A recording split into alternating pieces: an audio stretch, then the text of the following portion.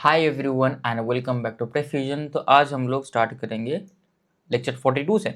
और इस लेक्चर में कुछ और सर्किट्स के सॉल्यूशन वोल्टेज करंट्स को प्लॉट और फंक्शन टाइम के रिस्पेक्ट में लिखेंगे, जैसे एलसी सर्किट्स। अभी तक हमने आर एलसी सर्किट्स देखा है, सिर्फ एल और सी सर्किट्स नहीं देखा, उनको देखेंगे। और फिर छोटा सा एक टॉपिक है साइनसॉइडल स्टेडी स्टेट, वो वाला टॉपिक को खत्म कर देंगे। साइनसॉइडल स्टेडी स्टेट मतलब अगर मैं एसी इनपुट देता हूँ, साइनसॉइडल इनपुट दे रहा हूँ, फिर मेरा करंट वोल्टेजेस कैसे होंगे, ट्रांजिएंट में क्या होगा, वो वाला टॉपिक, राइट। एसी ट्रांजिएंट, इसको हम बोलते हैं एसी ट्रांजिएंट,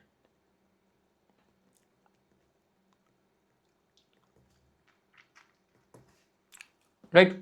ठीक है, तो पहले एलसी सर्किट स्टार्ट करने से पहले कुछ इंटरेस्टिंग कॉन्सेप्ट्स पढ़ लेते हैं। जैसे पकड़ लो कि इस कैपेसिटर में इनिशियल वोल्टेज वी नॉट है, इस इंडक्टर में इनिशियल करंट आई नॉट है, राइट। ठीक है, तो अगर ये कैपेसिटर का जो स्विच है, इसको मैं सडनली क्लोज कर दो टी इक्वल टू 0 पे, राइट। ये स्विच अगर क्लोज हो रहा है टी इक्वल टू 0 पे, ठीक है, तो इसका वोल्टेज क्या हो जाएगा, वोल्टेज 0। अगर ये ओपन था, पहले ये स्टेट पे ओपन था, फिर टी इक्वल टू 0 पे क्लोज हो गया, तो इसका वोल्टेज को अगर मैं प्लॉट करूंगा, वोल्टेज कैसे दिखेगा। पहले ए केस के लिए प्लॉट करते हैं, ठीक है। तो इस वाले सिनेरियो में एक सेकेंड, एक मेरे से छोटी सी गलती होगी, एक 4 फिगर्स है, राइट। इसमें एक्चुअली क्या था ना, इसमें हाँ, ये स्विच ओपन, एक्चुअली मैं थोड़ा सा फिगर्स थोड़े से स्वाइप होंगे, मेरे से थोड़ी सी गलती होगी। ये वाला फिगर यहाँ पे आएगा, इसको थोड़ा सा ऊपर कर लेते हैं।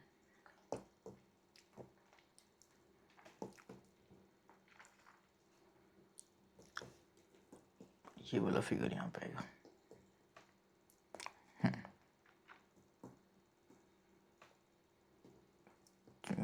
होगा, राइट। और ये डी होगा, right, sorry my bad.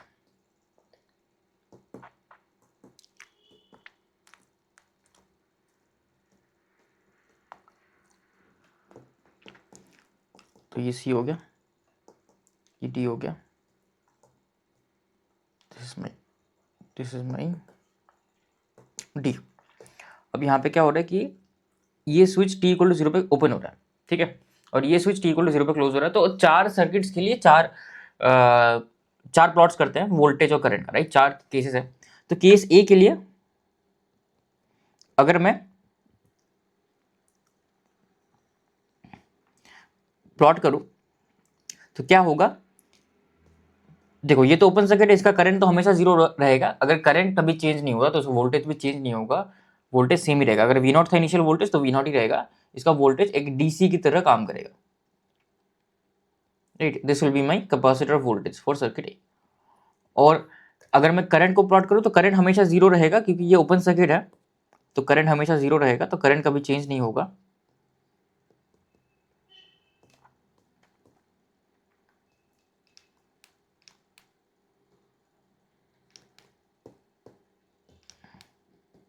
Capacitor का करंट हमेशा 0 रहेगा, राइट। ओके, अब केस बी में करते हैं।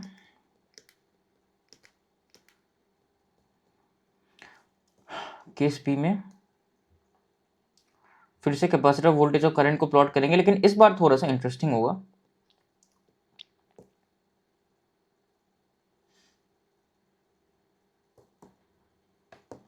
इस बार क्या हो रहा है कि तुम अगर देखोगे, 0 से पहले तो ओपन सर्किट है, 0 से पहले तो करंट 0 है, कोई दिक्कत नहीं है। लेकिन ये गायब हो गया ये वाला,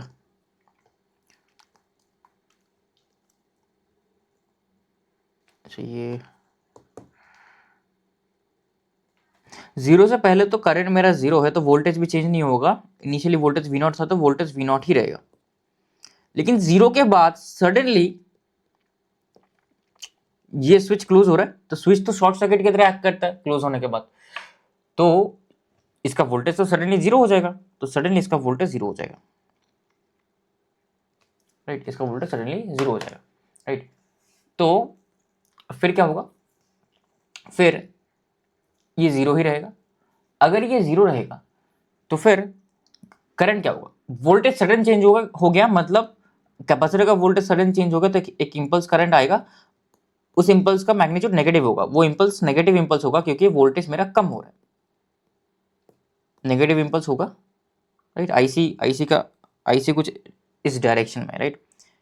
आईसी ऐसा आईसी, इसको आईसीडी बोलते हैं। आईसी हमेशा पॉजिटिव टर्मिनल को एंटर करेगा। तो यहाँ पे इंपल्स आएगा, फिर से जीरो हो जाएगा क्योंकि वोल्टेज इसके बाद चेंज नहीं हो रहा, जीरो रह रहा है, तो कोई दिक्कत नहीं है, जीरो रहेगा, राइट। ये सर्किट ए और बी का हो गया। अब हम ड्रॉ करते हैं सर्किट सी का, ठीक है। सी के लिए क्या है, सी के लिए मेरा इंडक्टर करंट और इंडक्टर वोल्टेज है। इस बार करंट को पहले ड्रॉ करेंगे, फिर वोल्टेज को ड्रॉ करेंगे।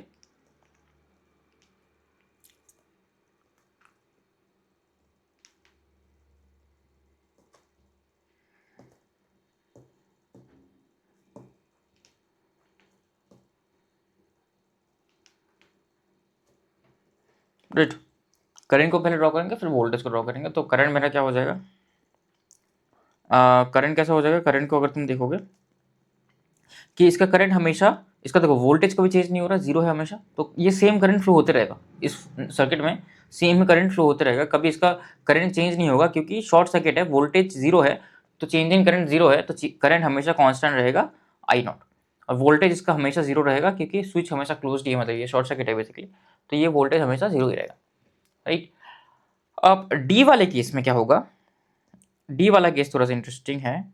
यहाँ पे क्या होगा कि मेरा जो करंट है इनिशियली,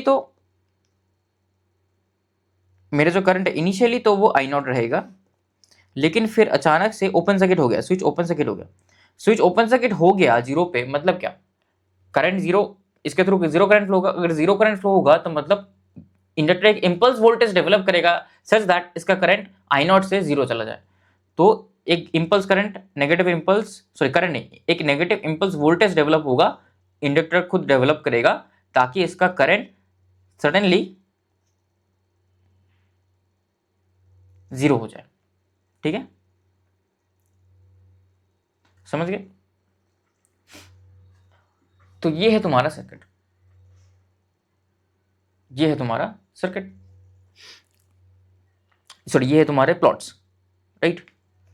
तो वोल्टेज और करंट दोनों ही निकाल लिया, कोई दिक्कत नहीं है, तो आराम से, मतलब बेसिकली तुम इंपल्स वोल्टेज समझ सकते हो कि इंपल्स कैसे वोल्टेज डेवलप हो रहा है, ये सारे कॉन्सेप्ट हमने पहले कर लिया था, आई थिंक यहाँ पे ज़्यादा डिस्कस करने की ज़रूरत नहीं है, राइट।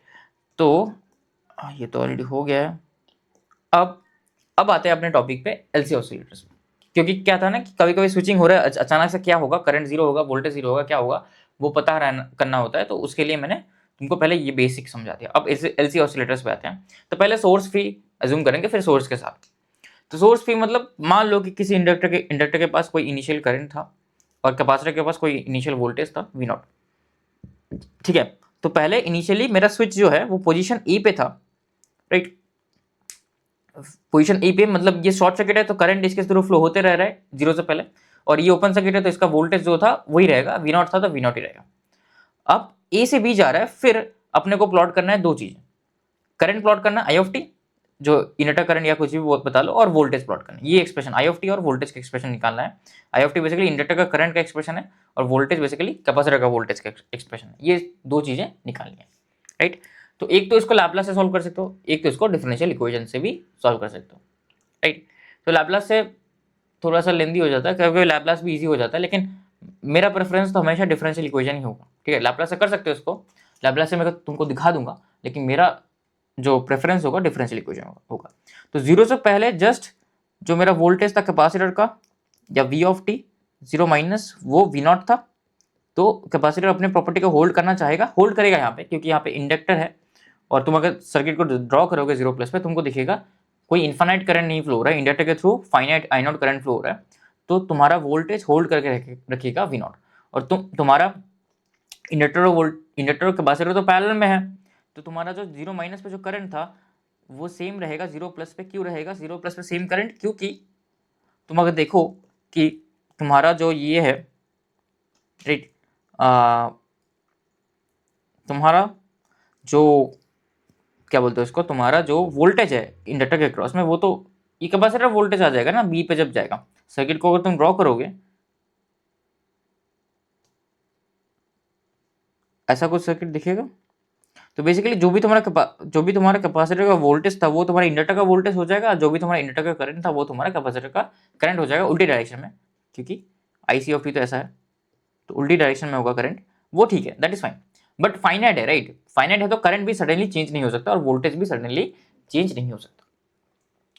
ठीक है, इतना पता चल गया, ग्रेट।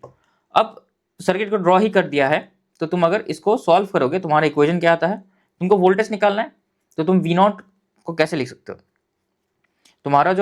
तुम्हारा जो वीसी ऑफ टी है दैट इज सेम एज ये VL of T, isn't it? VC of T VL of T same है। ये तुम्हारा जो करंट है कैपेसिटर का, पॉजिटिव टर्मिनल पे एंटर कर आईसी ऑफ टी, और इंडक्टर का जो करंट है वो दोनों उल्टे हैं, राइट, ऑपोजिट है। तो तुम्हारा I L of T is minus of IC of T, उल्टे है एक दूसरे के, दिख रहा है दोनों उल्टी डायरेक्शन में जा रहे हैं, तो माइनस होगा। केसीएल भी लगा सकते हो प्रूफ करने के लिए, ठीक है। तो अब तुम क्या कर सकते हो कि तुम्हारा ये वीसी ऑफ टी है, राइट। अब तुम इसको कैसे सॉल्व करोगे, तुम बेसिकली ये बोल सकते हो कि अगर दोनों साइड तुम डिफरेंशिएट कर लो, दोनों साइड अगर तुम डिफरेंशिएट कर लो, तो तुम्हारे पास क्या आता है, TVC upon D equals to, ये क्या है, अब ये क्या है, वीएल ऑफ टी क्या है, VL of T is L D I L by D T, L D I L by D T, isn't it? और इसको मैं अगर आईसी के टर्म्स में लिखूं, आई एल तुम्हारा माइनस आईसी है, तो ये minus L D I C by D T, या इसको एक सेकेंड के लिए आई ही रख देते हैं क्या, या क्या रखें, सोच रहा हूं मैं बस, नहीं ओके, अभी के लिए आईसी रखते हैं, minus D I C by D T, ठीक है। तो अभी तुम क्या देखोगे कि ये तुम्हारा minus L D I C by D T है, तो इसको मैं अगर, इसको वी एल ऑफ टी मेरा ये है, इसको अगर एक और बार, ये क्या है, D V L of T upon D T. अब DVC upon T upon D T क्या है, DVC of T upon D T क्या है, this is nothing but IC of T upon सी।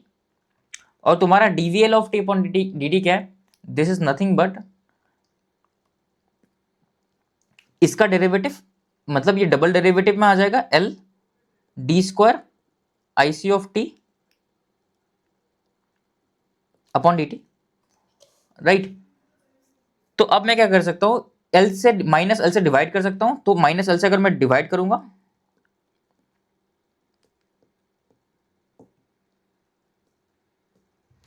तो ये हो जाएगा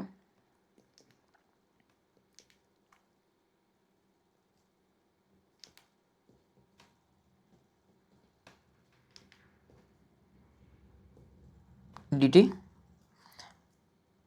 उसको इस साइड लेके जाऊंगा तो ये हो जाएगा basically 1/LC into I C of T.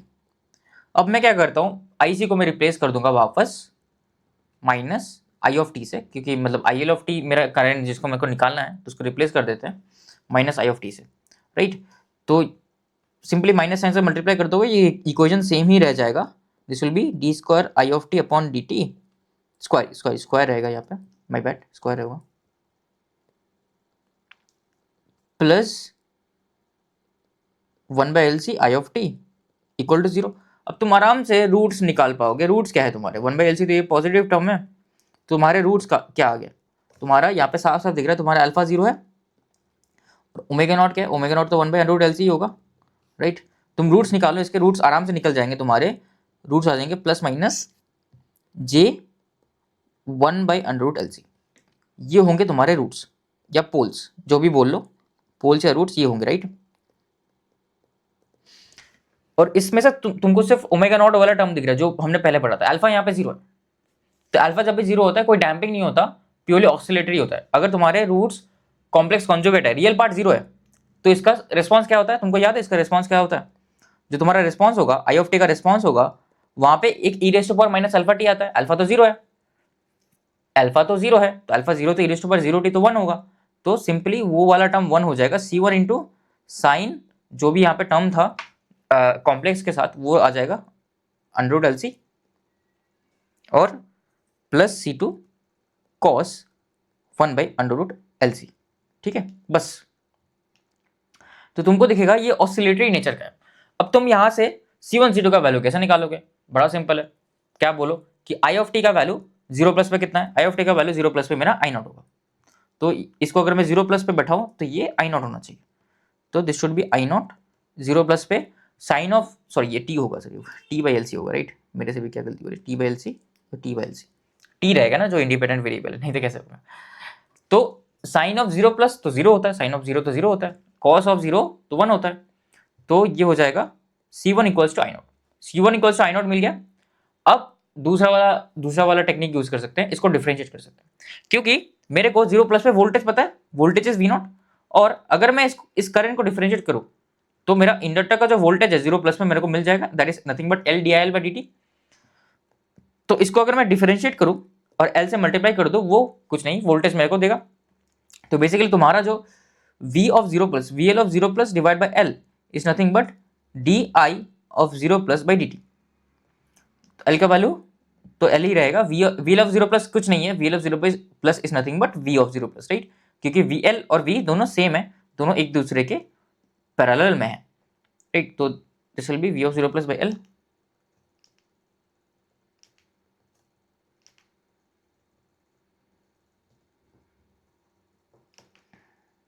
ठीक है, तो तुम्हारा v ऑफ जीरो प्लस तो v नॉट है, और ये डिवाइड बाय l हो जाएगा, this will be your D I of zero plus upon D T. तो इसको डिफरेंशिएट करते हैं, इस इक्वेशन को अगर डिफरेंशिएट करेंगे तो D I of T upon D T would be equals to,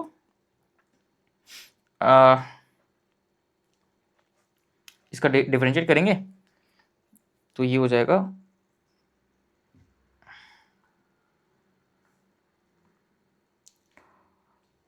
इसको डिफरेंशिएट करेंगे तो ये देखो, इसको डिफरेंशिएट करेंगे तो ये कॉस, ये C one under root L C, और कॉस साइन का डिफरेंशिएशन कॉस होता है, तो cos T by under root L C, right? Actually one by under root L C को मैं बाहर कॉमन ले सकता हूँ, ये C one cos T by under root L C minus C two sine T by under root L C. वैसे भी ये जीरो होगा, दूसरा वाला जो टर्म है, क्योंकि जीरो पे ये जीरो हो जाता है तो ये कैंसिल हो गया, ये रहेगा। तो अगर ये रहेगा तो बेसिकली तुम्हारा जीरो प्लस पे वैल्यू क्या है, वी नॉट बाई एल, और ये one by under root L C. ये बेसिकली जीरो प्लस पे कॉस जीरो प्लस वन होता है, तो दिस इज सी वन। तो तुम्हारा सी वन का वैल्यू क्या आ जाता है, V naught under root C by L, right? V naught under root C by L. तो तुम्हारा सी वन का value V naught under root C by L आ रहा है। तो इसको याद कैसे करोगे? बेसिकली ये कुछ नहीं है, voltage upon the characteristics impedance. Characteristics impedance क्या होता है, सी बाई एल, ठीक है? इसलिए ये V naught upon under root C by L आ रहा है। तो यहाँ पे तुम पूरे एक्सप्रेशन लिखोगे करंट का, आई ऑफ टी का पूरा एक्सप्रेशन क्या आ रहा है, आई ऑफ टी का पूरा एक्सप्रेशन आ रहा है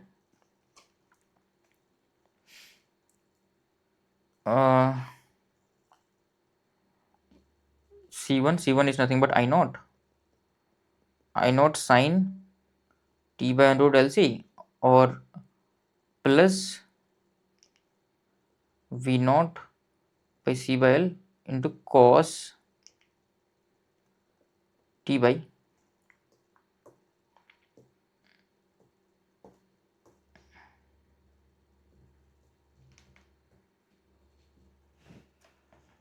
अंडर रूट LC, ठीक है? तो ये आ गया मेरा करंट का एक्सप्रेशन, करंट और वोल्टेज का एक्सप्रेशन, राइट? बड़ा लैप्लास से भी कर सकते हो, लैप्लास से भी इजीली आ जाएगा, लेकिन वहाँ पे भी कॉन्स्टेंट्स रहेंगे तो उसको थोड़ा सा सॉल्व करना थोड़ा सा टाइम कंज्यूमिंग हो सकता है, ठीक है? लैप्लास से भी आ जाएगा, कोई दिक्कत नहीं है, बस टाइम कंज्यूमिंग हो सकता है, राइट? तो ये आ गया। अब अब क्या करेंगे कि सॉरी, इसको प्लॉट करेंगे। तो प्लॉटिंग पे कैसा कैसा इसका मतलब प्लॉट कैसा दिखेगा, वो we have to identify that, right. तो तुमको क्या दिख रहा है, तुम एक साइन और कोसाइन को ऐड कर रहे हो, साइन और कोसाइन को ऐड करो, और जीरो पे तुम्हारा वैल्यू कहाँ से स्टार्ट हो रहा है, आई नॉट से स्टार्ट हो रहा है। जीरो से तुम्हारा वैल्यू कहाँ से स्टार्ट हो रहा है, आई नॉट से स्टार्ट हो रहा है, राइट। आई क्योंकि I of T I naught ही है जीरो प्लस पे, I of T I naught है, और इन्फिनिट। अब ये ऑसिलेट होता जाएगा, ऐसा नहीं कि किसी एक वैल्यू पे जाके सेटल होगा, ये ऑसिलेट होता जाएगा। इसका ऑसिलेशन फ्रीक्वेंसी क्या होगा, इसका ऑसिलेशन फ्रीक्वेंसी बेसिकली क्या होगा, इसका ऑसिलेशन फ्रीक्वेंसी तुम्हारा 1/√LC है, सॉरी 1/√2πLC। अगर फ्रीक्वेंसी के टर्म्स में बताना है, ऑसिलेशन फ्रीक्वेंसी क्या होगा, 1/√2πLC, राइट, क्योंकि 2π से डिवाइड करना पड़ेगा, वो टाइम में था, ये रेडियन में है, ठीक है। तो अब मैं इसको प्लॉट कैसे करूं, इसका मेरे को फ्रीक्वेंसी पता है, टाइम पीरियड क्या होगा, टाइम पीरियड होगा इसका उल्टा, राइट, 2π√LC। तो इसके बाद हमेशा ये रिपीट करेगा। तो पहले जीरो से स्टार्ट करते हैं। जब मेरा करंट जीरो है, सॉरी जब मेरा टाइम जीरो है, तो टाइम जीरो का मतलब, एक सेकंड, यहाँ पे कुछ गड़बड़ तो नहीं होगी, सॉरी मैंने उल्टा लिख लिया क्या, सॉरी सॉरी सॉरी, एक सेकंड, मेरा C1, अच्छा सॉरी, माफ़ कर दो मेरे को बहुत बड़ी गलती हो गई, ये एक्चुअली ये C2 होगा, हाँ ये तो टर्म जीरो हो गया, राइट, सॉरी माफ़ कर दो, ये C2 होगा। तो C2 equals to I naught और C1 इक्वल्स टू दिस, ये C1 का वैल्यू है। मैं भी क्या कर रहा हूँ, C1 और C2 के ऊपर कंफ्यूज कर दे रहा हूँ, राइट, तो ऐसा नहीं होना चाहिए, ठीक है।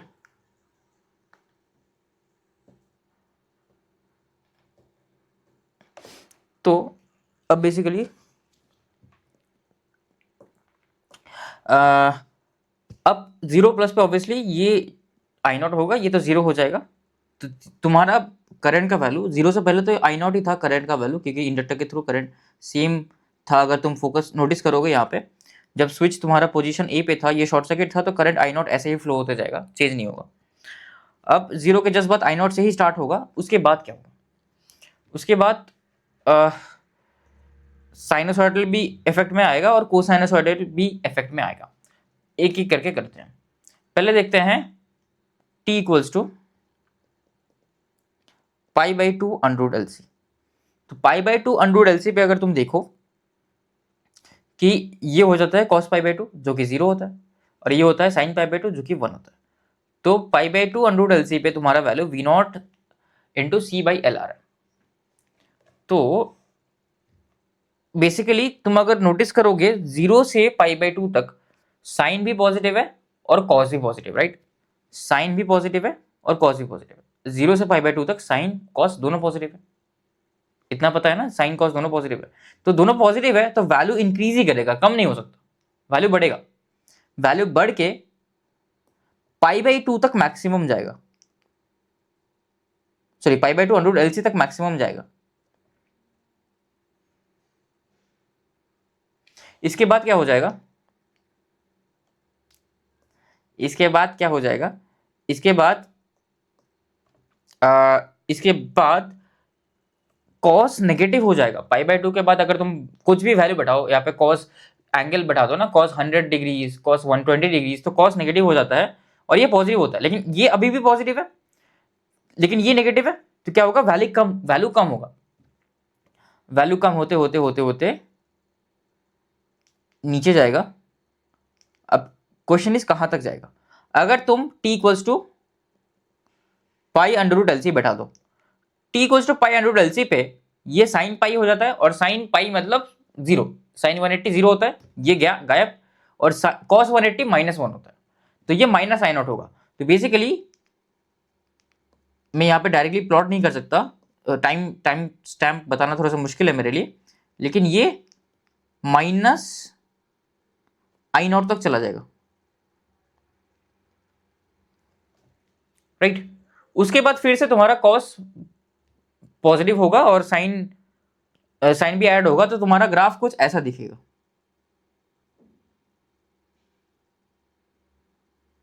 ठीक है, करके दिखा देता हूं बेसिकली। तो इसके बाद t equals to 3π/2 under L C पे लेके जाओ। 3π/2 अंडर एल सी पे तुम देखोगे कि फिर से कॉस तुम्हारा 0 हो गया, राइट। अच्छा, ये वाला वैल्यू मैं दिखाना भूल गया तुमको। ये वाला वैल्यू एक्चुअली, सॉरी, ये यहाँ पे है माइनस आई नॉट तक जाएगा, और ये भी तो 3π भी तो नेगेटिव हो जाएगा, माइनस वी नॉट, हाँ sorry minus V naught, actually में सॉरी, ये माइनस आई नॉट यहाँ पे कहीं पे आएगा, माइनस आई नॉट, और एज्यूमिंग कि तुम्हारा माइनस आई नॉट है। अच्छा, मैं कुछ गलत कर रहा होगा, एक सेकंड मेरे को सोचना, तो मतलब वैल्यूज लोगे तो ज़्यादा आसानी होगी यहाँ पे। माइनस आई नॉट है, अब π/2 पे, पाई पे ऐसा वैल्यू आ रहा है, नेगेटिव सा कुछ आ रहा है, नेगेटिव आएगा पाई पे, कंफर्म है। और उसके बाद अगर ये 3π/2 दिखा दूँ, 3π/2 पे, एक सेकंड मेरे से कोई गलती होगी क्या, एक सेकंड यार, ये जब π/2 करता हूँ तो ये तो ज़ीरो हो जाता है, राइट, ये वाला वैल्यू रहता है, तो ये सिर्फ V0/2 होता है, दोनों ऐड होते हैं, हाँ दोनों ही पॉजिटिव है, ऐड होते होते हो जाएगा। फिर इस रीजन पे अगर तुम कॉस, एक बार कॉस साइन को प्लॉट कर लेते हैं, कन्फ्यूजन जरा दूर हो जाएगा। बेसिकली तुम अगर देखोगे, ये होता है तुम्हारा साइनोसॉइड और ये होता है तुम्हारा कोसाइनोसॉइड, राइट। तो 0 से π/2, 0 से π/2 सब कुछ पॉजिटिव है, कोई दिक्कत नहीं है, लेकिन π/2 से पाई तुम्हारा साइन पॉजिटिव है लेकिन कॉस नेगेटिव है, तो एक एक दूसरे ऑपोजिंग इफेक्ट में है, तो जो भी वैल्यू है वो कम हो जाएगा, राइट, वो जीरो की तरफ टेंड करेगा, क्योंकि एक दूसरे को अपोज कर रहा है, जीरो की तरफ टेंड किया। फिर अगर पाई से 3π/2 तक देखो तुम, तो पाई से 3π/2 तुम्हारे ना दोनों ही नेगेटिव है, दोनों ही नेगेटिव है, तो नेगेटिव वैल्यू बढ़ते जाएगा, राइट। पाई से 3π/2, पाई पे तुम्हारा ये माइनस आई नॉट है, पाई पे तुम्हारा ये माइनस आई नॉट है, pi sorry pi under L C पे ये माइनस आई नॉट है, और उसके बाद पाई से 3π/2 तक दोनों ही नेगेटिव है, तो ये और भी नेगेटिव होता जाएगा, तो हाँ दिस इज करेक्ट, ये और भी नेगेटिव होगा, और भी नेगेटिव होते होते यहाँ तक पहुंच जाएगा, right. What will be this will B minus, actually यहाँ पे दोनों का एडिशन होगा, राइट, हाँ नहीं एडिशन नहीं होगा, नेगेटिव जाते जाएगा, नेगेटिव जाते जाएगा, और एकदम इस एक जगह पीक होगा, मेरे को नहीं पता पीक कहाँ पे होगा, राइट, मेरे को नहीं पता पीक कहाँ पे होगा, एक्चुअली में ये भी गलत है, ये पीक कहाँ पे होगा मेरे को नहीं पता, ठीक है, पीक कहाँ पे होगा मेरे को नहीं पता, वो हम मैक्सिमम मिनिमा से निकाल सकते हैं, लेकिन अभी नहीं निकालते। बेसिकली मैं खाली कुछ पॉइंट्स बता सकता हूँ, राइट, ये कहीं तो जाके जब मेरा ये नहीं हो रहा, ये कॉम्प्लेक्स हो रहा है।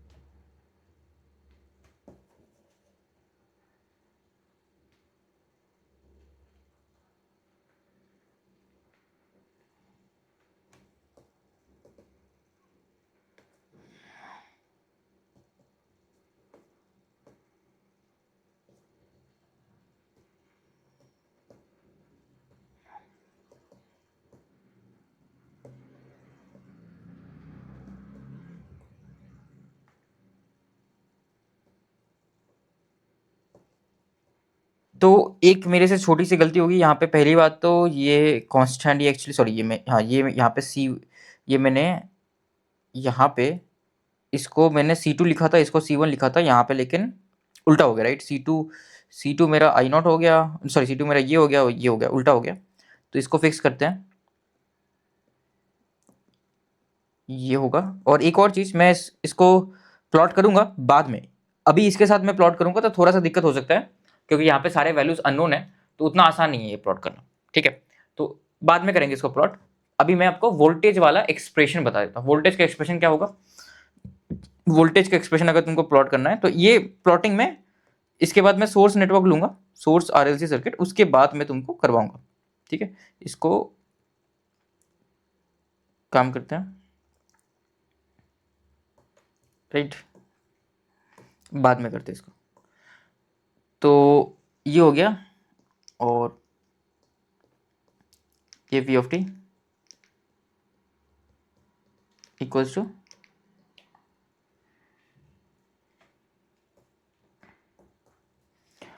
वी ऑफ टी का भी सिनारियो सेम रहेगा, कुछ C3 sine T by under root L C plus C4 cos T by under root L C. और मेरे को पता है जीरो प्लस पे वैल्यू क्या है, जीरो प्लस पे वी नॉट है, तो जीरो प्लस पे अगर वी नॉट है तो मेरा डायरेक्टली C4 का वैल्यू आ जाएगा वी नॉट। अब इसको डिफरेंशिएट कर सकते हैं, तो IC का जीरो प्लस पे वैल्यू क्या होगा, IC का वैल्यू माइनस आई नॉट होगा, क्योंकि वो नेगेटिव था।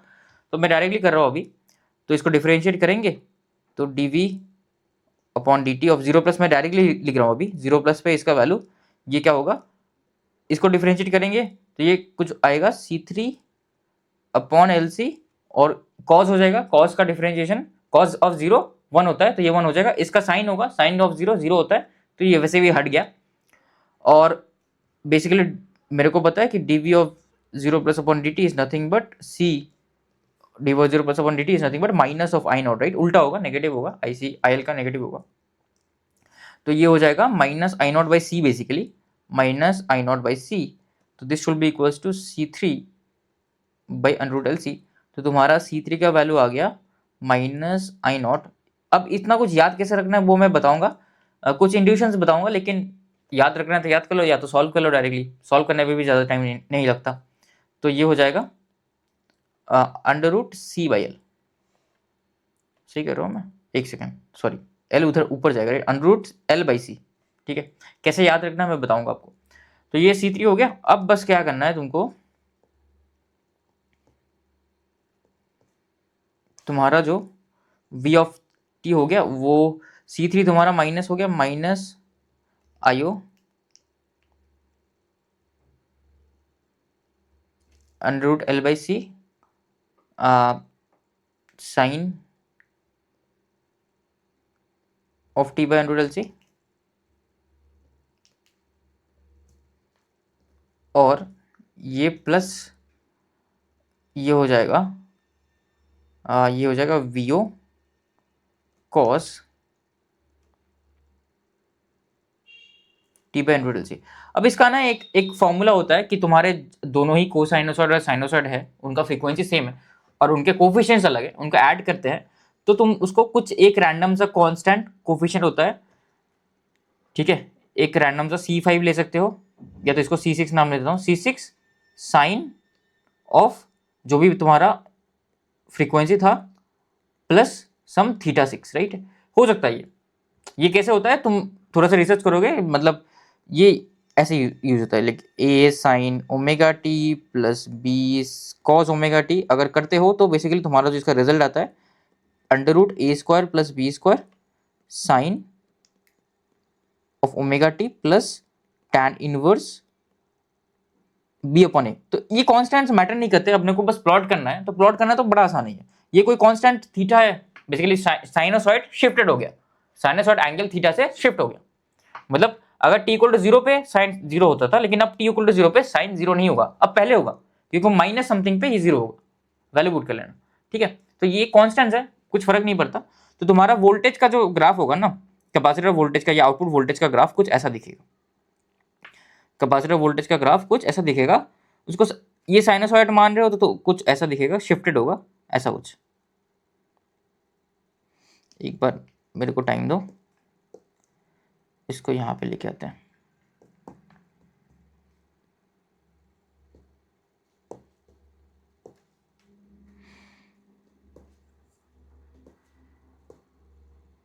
तो ये कुछ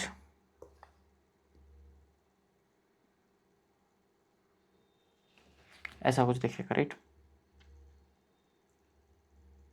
ओके।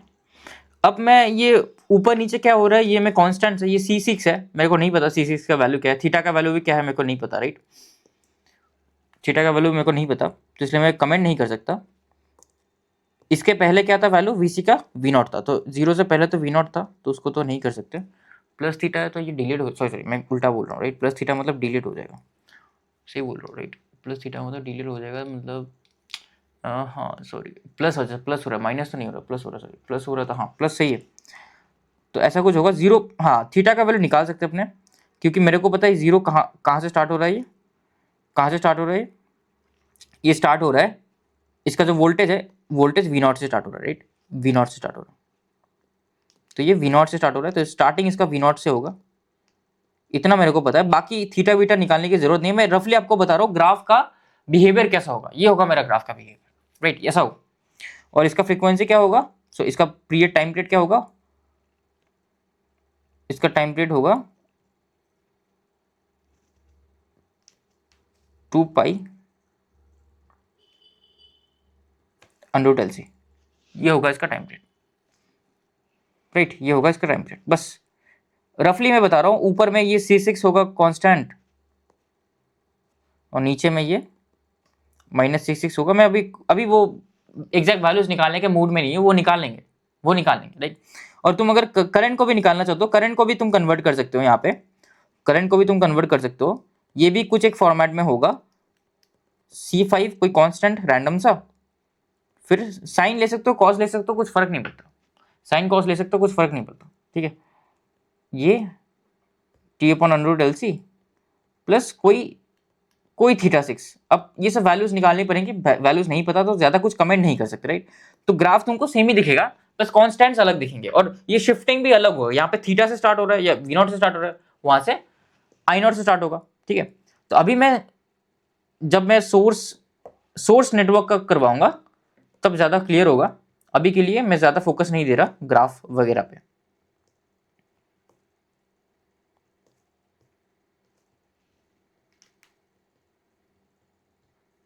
ठीक, तो ये हो जाएगा, ये हो जाएगा, एक सेकेंड, ये हो जाएगा C5, C5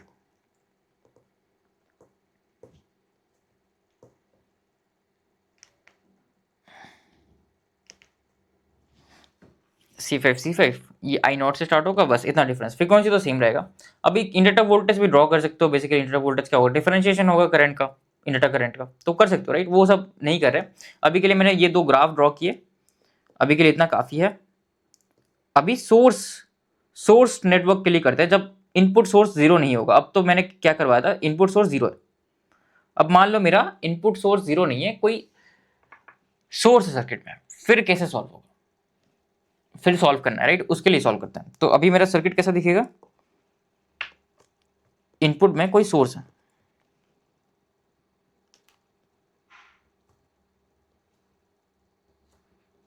Vs R नहीं रहेगा, L रहेगा और C रहेगा, राइट। अब तुम डायरेक्टली निकाल सकते हो इनिशियल कंडीशंस नहीं मान के, इनिशियल कंडीशंस को पहले अभी के लिए जीरो मानते हैं, इनिशियल कंडीशंस को जीरो मानते हैं। मतलब तुम इनिशियल कंडीशन को जीरो नहीं मानोगे, तुमको एक तो रिस्पांस पता ही है, ये वाला रिस्पांस है, उसके साथ तुमको वो स्टेडी स्टेट वाला रिस्पांस ऐड करना पड़ेगा, ये तो अपने को पता ही है। तो अभी अगर जीरो नहीं मानेंगे तो तुमको क्या दिखेगा, इसका डायरेक्ट सॉल्व कर सकते हो, राइट।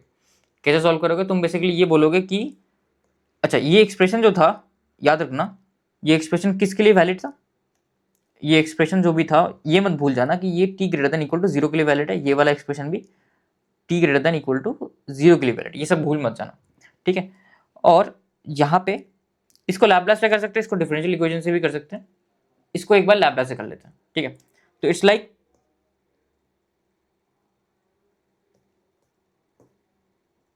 तुम्हारे पास एक स्विच है जो तुम t इक्वल टू जीरो के बाद क्लोज करो, उसके पहले नॉर्मल ऑपरेशन था, जो भी इंडक्टर का था, जो भी कैपेसिटर का था, नॉर्मल ऑपरेशन था, राइट। तो इसको लैप्लास से करते हैं, बाकी तो इतने सारे डिफरेंशियल इक्वेशन से कर ही दिए, इसको लैप्लास से करते हैं। तो अगर मैं इसको लैप्लास से करूं और इसको डिफरेंशियल इक्वेशन से करोगे, थोड़ा सा मुश्किल हो सकता है, लैप्लास से थोड़ा सा आसान होगा, इसलिए लैप्लास से कर रहा हूँ, ये रीजन है, ठीक है, और कुछ नहीं।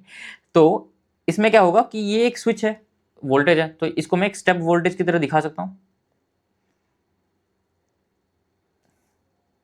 Right.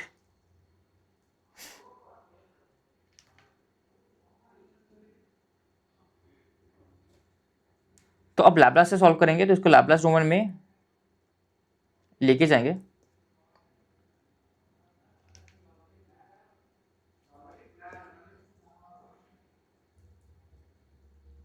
This should B we S by S, this should B L S, this should B 1/c। ठीक है, तो अब आराम से अब क्या करो, अब करंट निकालो। करंट क्या होगा, आई ऑफ एस। तो आई ऑफ एस क्या हो जाएगा, आई ऑफ एस हो जाएगा V of S, V S upon S upon S L plus 1/SC। तो यहां से तुमको डायरेक्टली करंट का लैपलास मिल गया। I of S equals to what, V of S, तो एक कांस्टेंट है, मैं एल को भी बाहर ले सकता हूं, ये सी है राइट, हाँ एल को बाहर ले सकता हूं, एल को बाहर ले लिया, और ये हो जाएगा V S upon S, that is 1 upon S square plus 1/LC, right. ठीक है,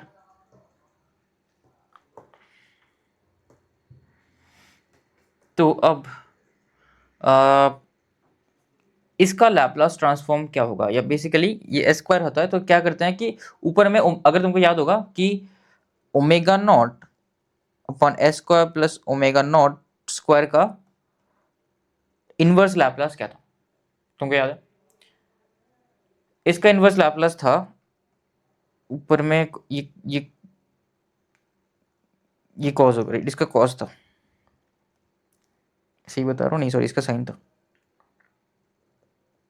क्योंकि दूसरे का कॉस था, इसका साइन था, sign omega naught T U T, right. ये इसका लैपलास ट्रांसफॉर्म था, अगर तुमको याद होगा, तो उसी को यूज करेंगे यहाँ पे, राइट। तो बेसिकली ऊपर में क्या चाहिए, ओमेगा नॉट चाहिए, यहाँ पे तो ओमेगा नॉट नहीं है, तो इसको ओमेगा नॉट क्या है, 1/√LC, तो 1/√LC को यहाँ पे लेके आते हैं। अगर यहाँ पे लेके आ गया तो मतलब ऐसे ही ऐड नहीं कर सकता, मल्टीप्लाई डिवाइड करना पड़ेगा, तो नीचे डिवाइड भी कर लेंगे इसको, 1/√LC से डिवाइड भी कर लेंगे, मल्टीप्लाई कर लिया 1/√LC से, 1/√LC से LC से डिवाइड भी कर लिया, राइट। तो ये कैंसिल हो गया। अब बेसिकली क्या करना है कि अब ये आई ऑफ एस क्या हो जाएगा, ये 1/√LC यहाँ से कैंसिल, कुछ कैंसिल होगा, तो ये हो जाएगा basically √C/L VC, sorry VS divide by √C/L, और इसका मेरे को लैपलास इनवर्स निकालना है, राइट। लैपलास इनवर्स, इसका लैपलास इनवर्स क्या होगा, ये अभी अब हमने डिस्कस किया, ये होगा sign omega naught T, omega naught क्या है मेरा, साइन ओमेगा नॉट मेरा 1/√LC है T into U of T, ठीक है। तो ये हो गया। अब ये √C/L बहुत बार आ रहा है, मतलब कुछ नहीं, ये √L/C का इनवर्स है, राइट, बहुत बार आ रहा है, बहुत कॉमन है, सोचेंगे इसका भी एक्सप्रेशन सोचेंगे। और वोल्ट, सॉरी ये आई ऑफ एस नहीं होगा, अब ये आई ऑफ टी हो जाएगा, राइट, क्योंकि इनवर्स ले रहा हूँ। वोल्टेज का एक्सप्रेशन कैसे लिखेंगे, करंट का अगर मेरे को एक्सप्रेशन पता है, ये कैपेसिटर, ये सॉरी ये इंडक्टर करंट है, ये इंडक्टर करंट है, तो वोल्टेज का एक्सप्रेशन नहीं लिख सकता क्या, बिल्कुल लिख सकता हूँ। करंट का पता है तो वोल्टेज का कैसे करूंगा, सिंपली इंटीग्रेट कर दूंगा, या तो तुम डिफरेंशियल इक्वेशन से भी कर सकते हो। इसको अगर इंटीग्रेट करोगे, कैसे करोगे, तुम्हारा जो वोल्टेज होगा वी ऑफ टी, वो होगा basically 1/C integration from zero to, क्योंकि जीरो पे मेरा वोल्टेज जीरो था, और टाइम टी पे मेरा वोल्टेज VC ऑफ टी होगा या V ऑफ टी होगा, जीरो टू टी, और ये मेरा करंट का एक्सप्रेशन है आई ऑफ टी डी टी। तो ये 1/C हो गया। इसको अगर मेरे को इंटीग्रेट करना है, तो VS इंटू √C/L, ये तो कांस्टेंट है, बाहर आ जाएगा, जीरो से T sine of T by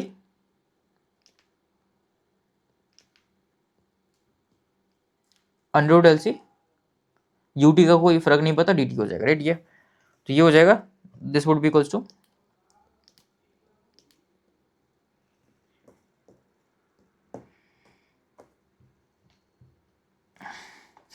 तो ये हो जाएगा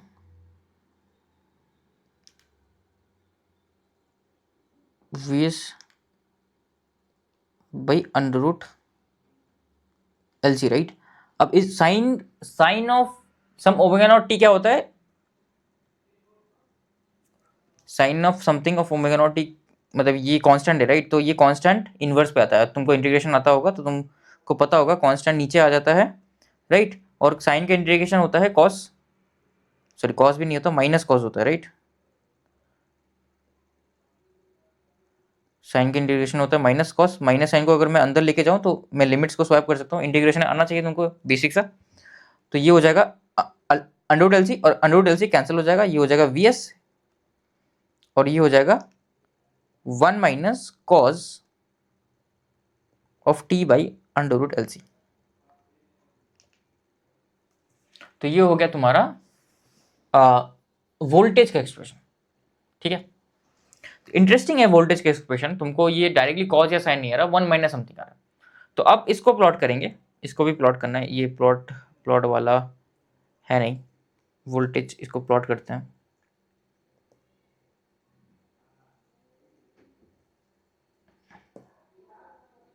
ये थोड़ा सा इजियर है प्लॉट करना प्रीवियस वाले सिनेरियो के रिस्पेक्ट में। क्योंकि यहाँ पे डायरेक्ट कोसाइनोसॉइड या साइनोसॉइड का फंक्शन है, राइट। करंट के लिए डायरेक्ट दिख रहा है तुमको, ये साइनोसॉइड का फंक्शन है करंट, बस एक कांस्टेंट है बाहर। That constant is nothing but V S by under root L by C. Interesting term है under root L by C, उसके बारे में डिस्कशन करेंगे। तो this is nothing but a simple constant, right. तो ये एक साइनोसॉइड होगा,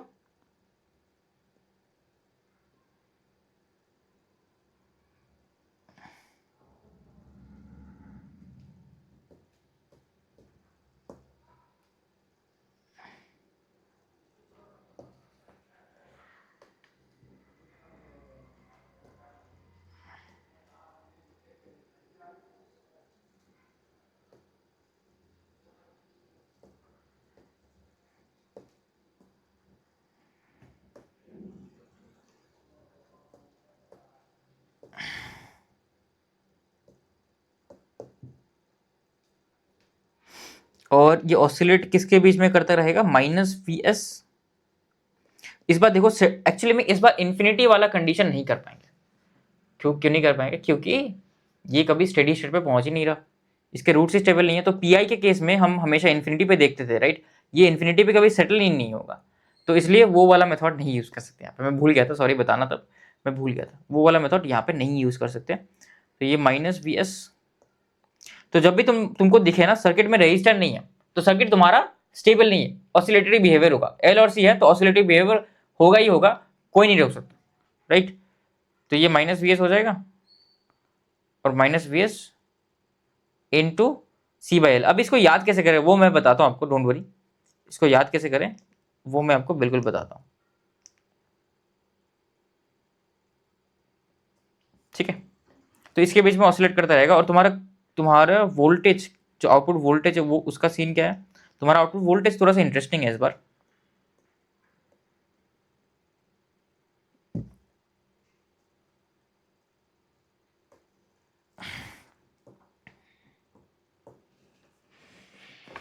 तो तुम्हारा आउटपुट वोल्टेज क्या है? आउटपुट वोल्टेज बेसिकली तुम्हारा ऐसा है। तो ये टी इक्वल टू जीरो पे क्या है? टी इक्वल टू जीरो पे ये जीरो है, आउटपुट वोल्टेज जीरो होना चाहिए। क्या बच रहा है? वोल्टेज जीरो माइनस पे जीरो था, जीरो प्लस पे जीरो होना चाहिए। और उसके बाद क्या हो रहा है? कॉस का वैल्यू अगर तुम इंक्रीज करोगे कॉस का वैल्यू कम होता है, तो नेगेटिव कम हो रहा है। तो मेरा ये वैल्यू एक्चुअली 1 से बढ़ेगा, मतलब ये थोड़ा सा टी इक्वल टू जीरो पे कॉस ये 1 होता है, तो फिर धीरे धीरे ये बढ़ेगा बढ़ेगा बढ़ेगा, फिर मैक्सिमम कहाँ तक जाएगा? पाई बाई 2 तक, राइट। पाई बाई 2 तक, क्योंकि पाई बाई मतलब sorry pi by 2 into under root LC पे ये जीरो हो जाएगा और ये 1 हो जाएगा, तो वीएस तक पहुंचेगा, इसका मैक्स वैल्यू वीएस तक पहुंचेगा।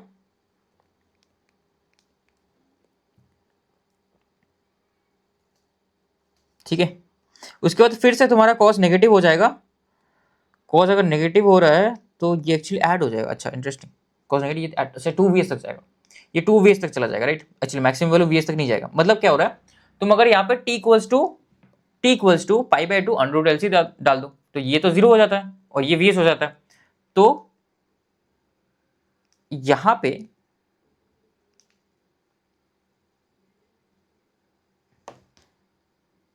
π/2 अंडर रूट एल सी पे ये Vs तक पहुंच जाता है, लेकिन उसके बाद तुम्हारा कॉस नेगेटिव हो जाता है, राइट, कॉस नेगेटिव, लेकिन ऑलरेडी एक नेगेटिव साइन है। ऑलरेडी अगर एक नेगेटिव साइन है तो ये नेगेटिव नेगेटिव प्लस हो जाएगा, दोनों चीजें प्लस हो रही हैं, दोनों ऐड हो रही हैं, तो और वैल्यू बढ़ेगा। मैक्सिमम कहां तक जाएगा, जब ये माइनस कॉस मेरा -1 हो जाएगा। कॉस जब -1 होता है, कब होता है वो, pi under root L C पे, pi under root L C पे -1 होगा, और तब कॉस का वैल्यू -1 हो जाएगा, तो माइनस ऑफ -1 1 हो जाता है, तो ये ओवरऑल 2 हो जाता है, तो ये 2 Vs तक पहुंच जाएगा।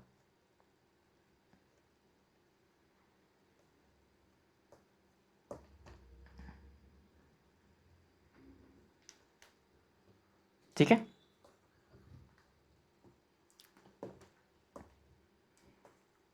तो ये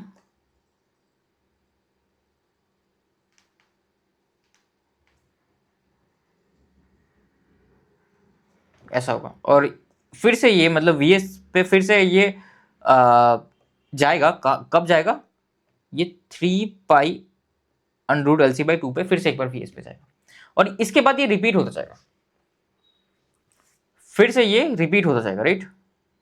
तो तुम्हारा एक्चुअली फंक्शन प्योरली कोसाइनोसॉइडल नहीं है, फंक्शन कुछ ऐसा है। इसका फ्रीक्वेंसी क्या है,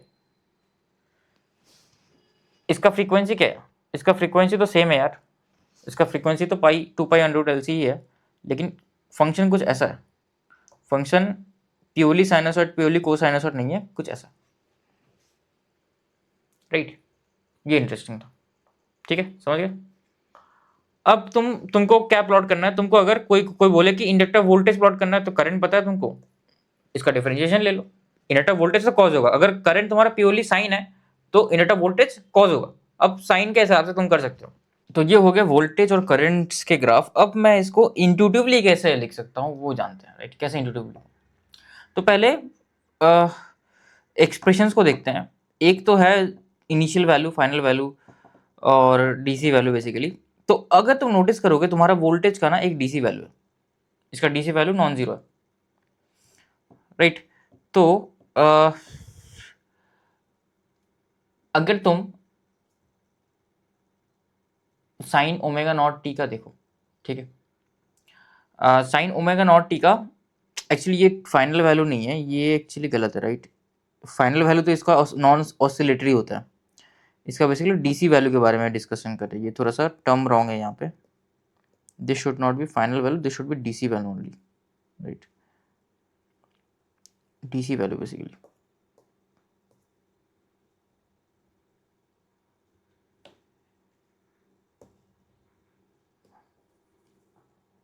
ठीक है, टी इक्वल्स टू इन्फिनिटी गलत हो जाएगा, डीसी वैल्यू, राइट। अब बेसिकली डीसी वैल्यू मतलब कुछ नहीं, एवरेज वैल्यू होता है और कुछ नहीं।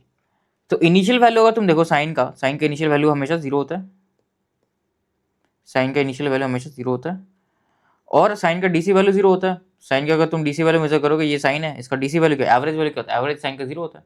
कॉस का इनिशियल वैल्यू क्या होता है, 1 होता है। कॉस का डीसी वैल्यू क्या होता है, जीरो होता है। कॉस का डीसी वैल्यू क्या होता है, जीरो होता है। अगर कोसाइन प्लॉट करोगे तो कोसाइन कुछ ऐसा होता है, इसका भी DC value average value zero होता है, राइट। और जो तुम्हारा 1 minus cos omega naught T है, 1 minus cos omega naught T का डीसी वैल्यू क्या होता है, 1 minus cos omega naught T का डीसी वैल्यू 1 होता है। कैसे करोगे, अगर ये मेरा फंक्शन है एक्स ऑफ टी, मान लो ये कोई फंक्शन है 1 minus cos of omega naught T, तो इसका पूरा एवरेज निकालोगे तो बेसिकली इसका क्योंकि दोनों दोनों फंक्शन एडेड है, तो इसका एवरेज 1 का एवरेज क्या होता है, डीसी का एवरेज 1 ही होता है, इसका एवरेज क्या होता है, 0 होता है। तो average of x of T क्या हो जाएगा, 1 हो जाएगा।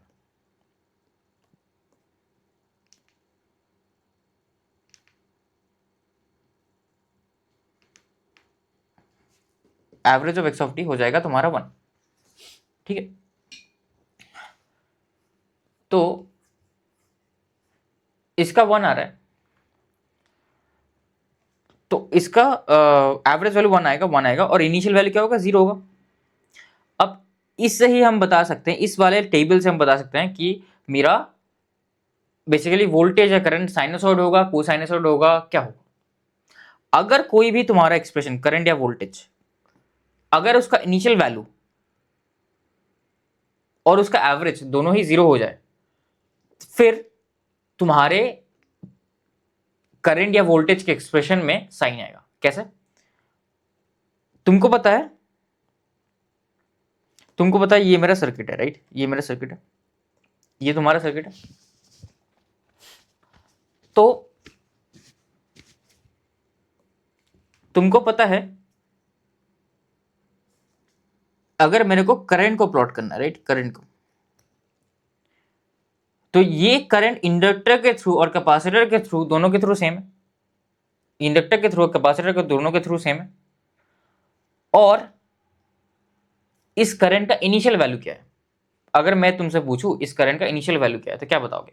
तो जब मैं t इक्वल टू 0 पे स्विच को क्लोज किया, इसके पहले इंडक्टर में कोई करंट नहीं था, तो इसके बाद भी 0 प्लस पे भी कोई करंट नहीं रहना चाहिए। तो 0 प्लस पे मेरा करंट था इंडक्टर का 0, इंडक्टर का 0 प्लस पे जो करंट था मेरा, वो था 0। तो अगर 0 है तो मेरा जो करंट का एक्सप्रेशन होगा, क्योंकि ये एलसी ऑसिलेटर है, तो मेरा करंट का एक्सप्रेशन इधर साइन ओमेगा नॉट टी हो सकता है, या तो 1 minus cos omega naught T हो सकता है। कॉस ओमेगा नॉट टी नहीं हो सकता, क्योंकि कॉस ओमेगा नॉट टी अगर होता तो 0 प्लस पे कोई नॉन जीरो वैल्यू होता, क्योंकि ये नॉन जीरो है। तो इंडक्टर करंट की 0 प्लस में 0 है, तो बेसिकली इट विल बी इधर sine omega naught T. Omega naught क्या होता है? Under root LC. बस ओमेगा नॉट क्या होता है? 1 बाई अंडर रूट एलसी। ठीक है, इधर मेरा करंट के एक्सप्रेशन में साइन आएगा, या तो 1 minus cos omega naught T आएगा, इन दोनों में से एक आएगा। अब ये कैसे पता करो? इसको पता करने के लिए डीसी वैल्यू के ऊपर नोटिस करेंगे। तो अगर तुम सर्किट में देखो, ये जो करंट है, ये करंट किसके थ्रू फ्लो हो रहा है? ये करंट कैपेसिटर के थ्रू फ्लो हो रहा है। और मेरे को पता है कैपेसिटर का एवरेज करंट हमेशा 0 होता है। कैपेसिटर का एवरेज करंट हमेशा 0 होता है अगर वो स्टेबल है। स्टेबल मतलब वो एक पॉइंट के बीच में ऑसिलेट कर रहा है, मतलब उसका वैल्यू फाइनाइट होगा, इनफाइनाइट तक नहीं जाएगा, राइट? तो यहाँ पे मैं वोल्टेज, एक फाइनाइट वोल्टेज सोर्स लगा रहा हूं, तो मेरे को पता है ये इनफाइनाइट तक जा नहीं सकता, एक फाइनाइट वोल्टेज सोर्स है, इनफाइनाइट तक जा नहीं सकता, इंपल्स करंट का कोई सीन नहीं है। तो कैपेसिटर का वोल्टेज तो फाइनाइट ही रहेगा। अगर फाइनाइट रहेगा तो इसका एवरेज करंट को 0 होना पड़ेगा, ये हमको पता है। तो कैपेसिटर का एवरेज करंट 0 होगा, तो क्योंकि कैपेसिटर का जो करंट है वही इंडक्टर का करंट है, तो इंडक्टर का एवरेज करंट भी 0 होगा स्टेडी स्टेट, राइट? तो अगर ये 0 होगा तो इसका मतलब ये तो नहीं हो सकता, इसका मतलब साइन ओमेगा नॉट टी होगा। तो तुम्हारा एक्सप्रेशन कैसा होगा? तुम्हारा एक्सप्रेशन IL ऑफ टी का कैसा होगा? It will be some constant C1 sine omega naught T. Omega naught क्या है? सिंपल एलसी है, तो omega naught is nothing but 1 by under root LC. ये तो याद करना है, इसको तो कुछ नहीं करना। अब C1 कैसे निकालूंगा?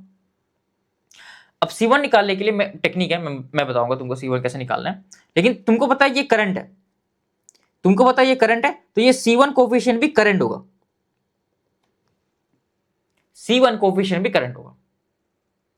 अब ये करंट, ये C1 कोफिशिएंट करंट कैसे निकालूं मैं? तो ये C1 कोई करंट का वैल्यू होगा। लेकिन तुम्हारे सर्किट में, सर्किट तुम्हारा कैसा था? सर्किट तुम्हारा कुछ ऐसा था, L और C।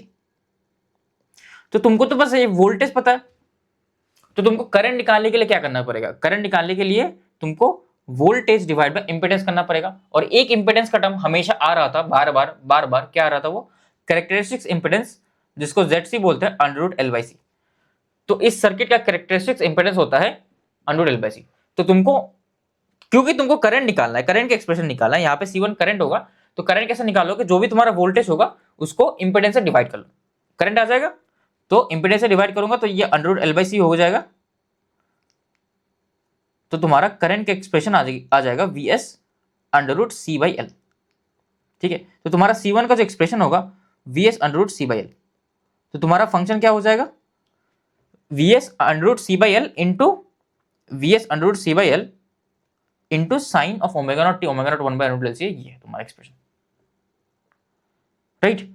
तो अब ये सब कुछ क्या एक्चुअल मतलब कुछ थ्योरी है क्या? नहीं, थ्योरी नहीं है, ये सब मेथड है, याद करने का मेथड। और भी कुछ एग्जांपल्स आपको दिखाऊंगा, धीरे धीरे समझोगे। ये सिर्फ याद करने का मेथड है, ये कोई थ्योरी नहीं है कि हाँ डेफिनेशन है ऐसा ऐसा आ जाएगा ऐसा, ये सब याद करने का चीज है। तो आपको पहले नोटिस करना पड़ेगा मेरा फंक्शन कैसा होगा, साइन होगा, कोसाइन होगा या 1 माइनस कोसाइन होगा, ये तीनों ही हो सकते हैं पॉसिबिलिटीज। अब इसको कैसे एलिमिनेट करोगे, डीसी वैल्यू को देखे, ये एवरेज वैल्यू। तो इफ इनिशियल वैल्यू एंड, ये फाइनल वैल्यू नहीं होगा एक्चुअली, डीसी वैल्यू होगा। If initial value and DC value दोनों ही जीरो है, अगर मेरा इनिशियल वैल्यू और डीसी वैल्यू दोनों ही जीरो है, इसका मतलब मेरा एक्सप्रेशन साइन होगा जो हमने अभी देखा। अगर मेरा initial value is finite, finite मतलब नॉन जीरो है, बेसिकली नॉन जीरो है, फाइनाइट, और मेरा डीसी वैल्यू जीरो, उसका डीसी वैल्यू जीरो है, तो मतलब वो प्योरली कोसाइन फंक्शन होगा, that will B A purely cosine function. और अगर मेरा इनिशियल वैल्यू जीरो हो गया, राइट, और मेरा जो डीसी वैल्यू है वो फाइनाइट हो गया, मतलब वो नॉन जीरो हो गया, मतलब वो प्योरली कोसाइन तो हो नहीं सकता, उसके साथ कोई कांस्टेंट वैल्यू ऐड होना पड़ेगा, ठीक है, वही देखेंगे बेसिकली। तो अगर तुम इसका निकालो, मेरे पास ये सर्किट है, अब मेरे को कैपेसिटर का करंट आ गया तो मैं वोल्टेज भी वैसे निकाल सकता हूँ इंडक्टर का, लेकिन चलो वैसे नहीं करेंगे, मतलब डिफरेंशिएट तो कर ही सकते हैं, वैसे नहीं करेंगे, हम ऐसे करेंगे, ये मेरा VS है, ये मेरा L है, ये मेरा C है। तो अब तुमको ये बताना है कि इंडक्टर के अक्रॉस में, सॉरी कैपेसिटर के अक्रॉस में वोल्टेज कैसा होगा। तो कैपेसिटर का इनिशियल वोल्टेज क्या है, जीरो, तो मेरा VC of zero plus zero है। तो अगर जीरो हो गया तो दो पॉसिबिलिटीज है, या तो साइन आ सकता है क्योंकि साइन ओमेगा नॉट टी का वैल्यू जीरो होता है, या तो 1 minus cos omega naught T आ सकता है। अब इसका डीसी वैल्यू कैसे निकालोगे। एक बात मेरे को पता है कि अगर इंडक्टर स्टेबल है, इंडक्टर का करंट अगर स्टेबल है, मतलब ऑसिलेट कर रहा है एक के बीच में, ये इन्फिनिटी नहीं जा रहा, राइट, इंडक्टर का करंट स्टेबल है, ऑसिलेट कर रहा है, तो इसका एवरेज वैल्यू तो जीरो होगा। इंडक्टर का करंट का एवरेज वैल्यू जीरो होगा, स्टेबल है, ऑसिलेट कर रहा है, लेकिन इन्फिनिटी नहीं जा रहा, तो ये जीरो होगा। क्यों होगा, ट्रांजिट में पढ़ा चुका हूं। तो इसका एवरेज वैल्यू जीरो होगा। तो अगर मैं, सॉरी ये करंट था एक्चुअली, सॉरी ये करंट है, राइट, इंडक्टर का वोल्टेज का एवरेज वैल्यू जीरो होगा, राइट, वोल्टेज का एवरेज वैल्यू जीरो होगा क्योंकि इसका करंट एक रेंज पे है, इंक्रीज नहीं हो रहा। एक रेंज पे अगर करंट होगा तो उसका एवरेज वैल्यू हमेशा जीरो होता है, ये हमने पढ़ा था पहले। तो अगर मैं KVL लिखूं, VS जो कि कांस्टेंट है is equals to VL of T plus VC of T. तो अगर मैं दोनों साइड एवरेज ले लूं तो VS का एवरेज तो VS होता है, VL ऑफ टी का एवरेज, राइट, तो एक बार एवरेज लिख ही लेता हूं,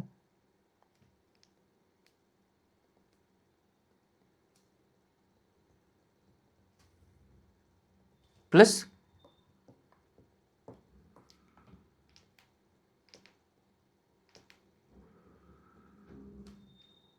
ये इसका एवरेज। तो इसका एवरेज क्या होता है, VS होता है। इसका एवरेज बोल दिया क्योंकि ये स्टेबल है, करंट इन्फिनिटी, करंट इंक्रीज नहीं हो रहा, करंट एक रेंज के अंदर है, तो इसका एवरेज वैल्यू तो जीरो होगा, होना ही पड़ेगा। और इसका एवरेज वैल्यू निकालना है, VC average, right, plus VC average. तो VC एवरेज मेरे को मिल गया है VS, तो इसका एवरेज वैल्यू नॉन जीरो है, इसका एवरेज वैल्यू नॉन जीरो है। अगर इसका एवरेज वैल्यू नॉन जीरो है तो ये साइन तो नहीं हो सकता, तो ये होगा। तो तुम्हारा जो कैपेसिटर वोल्टेज का फंक्शन होगा that will be some C2 1 minus cos omega naught T.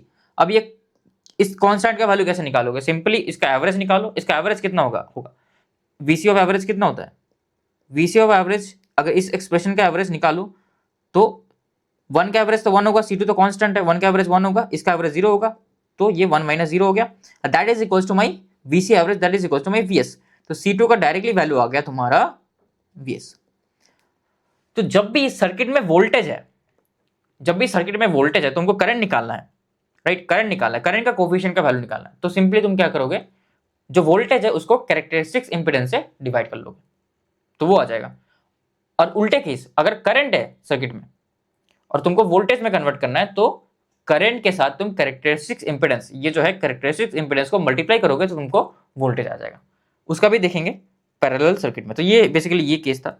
In case of source free LC circuit always prefer writing voltage across capacitor and current through inductor. Basically ये एक और tip है कि हमेशा ये try करना कि कैपेसिटर का वोल्टेज का एक्सप्रेशन लिखो और इंडक्टर का करंट का एक्सप्रेशन लिखो, उसके बाद तुम इंडक्टर का वोल्टेज करंट से डिराइव कर सकते हो और कैपेसिटर का करंट वोल्टेज से डिराइव कर सकते हो, लेकिन हमेशा ये रहेगा अपना पहला प्रेफरेंस। और दूसरा पॉइंट क्या है कि जब भी कोई एलसी सर्किट है उसका इंपेडेंस बड़ा सिंपल होता है। ये एक्चुअली में इंपेडेंस नहीं है, इसको बोलते हैं कैरेक्टरिस्टिक्स इंपेडेंस, इसके बारे में बाद में पढ़ोगे।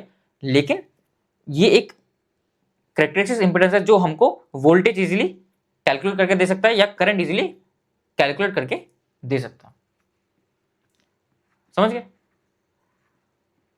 ओके, तो ठीक है, तो ये था बेसिकली इसका टोटल समरी। अब कुछ सवाल करते हैं, जैसे ये वाला सवाल करते हैं, उससे और भी क्लियर आउट हो जाएगा। ये क्या है?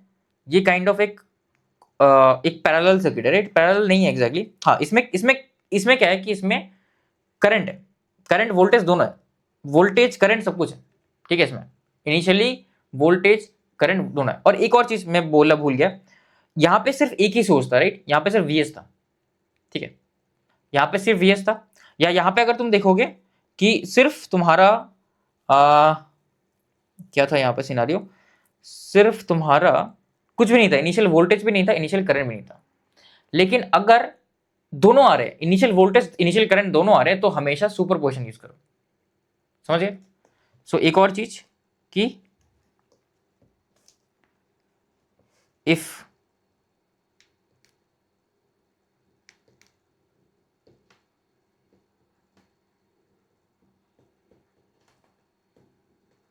more than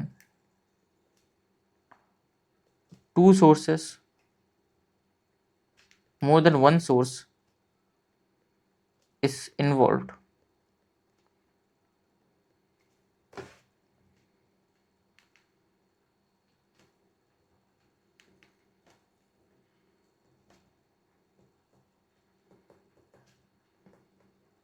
ये सुपरपोजिशन। सोर्स को मैं क्या कर रहा हूं, इनिशियल करंट वोल्टेज भी ले सकते हो, इंक्लूड्स दिस, इंक्लूड्स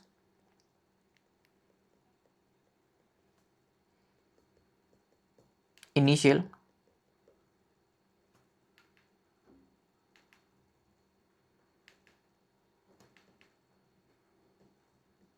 कंडीशन। तो ये पूरा उसका यूज केस है। बेसिकली यहाँ पे इंडक्टर के क्रॉस में इनिशियल करंट मेरा आई नॉट है, बेसिकली जीरो पे ये क्लोज था और जीरो पे ये ओपन था। तो अगर मैं सर्किट को जीरो, जस्ट जीरो के पहले ड्रॉ करूं तो सर्किट मेरा कुछ ऐसा था, ये शॉर्ट सर्किट, ये इंडक्टर। यहाँ पे लिखना भी चाहिए एक्चुअली मेरे को, इसको ना स्मॉल में लिखते ताकि it's easier for us to, एक काम करते हैं इसको आई एल ऑफ टी कर देते हैं, that's better, I L of T. तो यहाँ पे मैं डायरेक्टली लिख लेता हूँ इसको कि तुम्हारा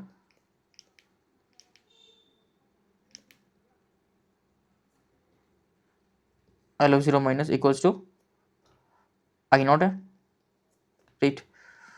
और V C of zero minus equals to V naught है। और बेसिकली क्या करना है, plot I L of T and V C of T. अब यहाँ पे दो सोर्सेस इन्वॉल्व है, तो मैं सुपरपोजिशन यूज करूंगा। क्या लिखूंगा मैं? पहले मैं टी लेस देन जीरो के लिए ड्रॉ करता हूँ। टी लेस देन जीरो के लिए सर्किट मेरा कुछ ऐसा दिखेगा, ये ओपन होगा, यहाँ पे कैपेसिटर होगा जिसके पास वोल्टेज वी नॉट रहेगा और इसके पास current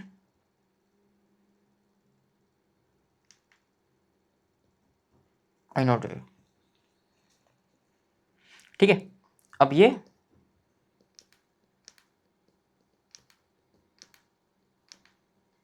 T equal to zero आ गया, राइट? ये टी इक्वल टू जीरो आ गया। अब क्या होगा, अब बेसिकली अब जीरो पे इसका करंट आई नॉट ये फ्लो होता रहेगा, इसका वोल्टेज वी नॉट रहता रहेगा, कोई दिक्कत नहीं, जीरो माइनस पे, राइट? जीरो माइनस पे। अब व्हाट आई एम ऑब्जर्विंग कि अगर मैं सर्किट को देखूं यहां से जीरो प्लस पे, तो सर्किट कुछ ऐसा दिखेगा। तो इसके क्रॉस में वोल्टेज कितना है, वी नॉट है, बेसिकली ये वी सी ऑफ टी है मेरा, ये मेरा आई एल ऑफ टी है। मेरे को पता है इसके क्रॉस में एक करंट है दैट इज आई नॉट, और इसका वोल्टेज है एक that is V naught, right? इसका वोल्टेज है एक दैट इज वी नॉट। तो now as two sources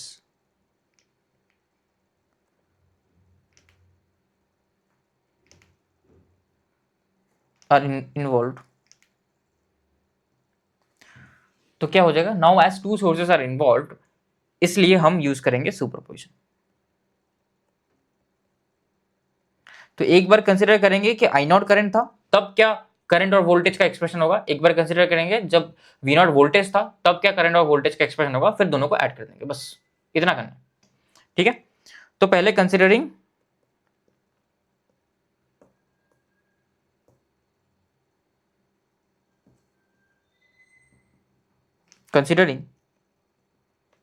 I not,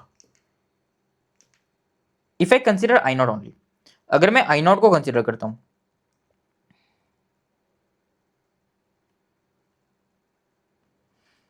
तो एक इनिशियल करंट था इसके अक्रॉस में आई नॉट, तो अगर मेरे को इंडक्टर का करंट को प्लॉट करना, इंडक्टर के करंट का एक्सप्रेशन लिखना पड़ेगा यहाँ पे I of T, I L dash of T, right. तो कैसे लिखूंगा, पहले ही मेरे को दिख रहा है कि जीरो प्लस पे ये नॉन जीरो है, जीरो प्लस पे अगर ये नॉन जीरो है, राइट, ये I L of zero plus ये नॉन जीरो है, अगर ये non zero that is I not, तो साफ साफ मैं बोल सकता हूं कि इधर ये कॉस, इधर नहीं, सिर्फ एक ही ऑप्शन है यहाँ पे सिर्फ एक ही ऑप्शन है, कॉस हो सकते हैं यहाँ पे सिर्फ, और कोई ऑप्शन ही नहीं है, तो इसका एक्सप्रेशन सिर्फ कॉस ही होगा, ये कंफर्म है, राइट। इसका एक्सप्रेशन सिर्फ कॉस ही होगा, राइट, और कोई दूसरा पॉसिबिलिटी नहीं है, तो ये कॉस होगा। अब ये कॉस होगा और जीरो प्लस पे बिना वैल्यू आई नॉट है, तो आराम से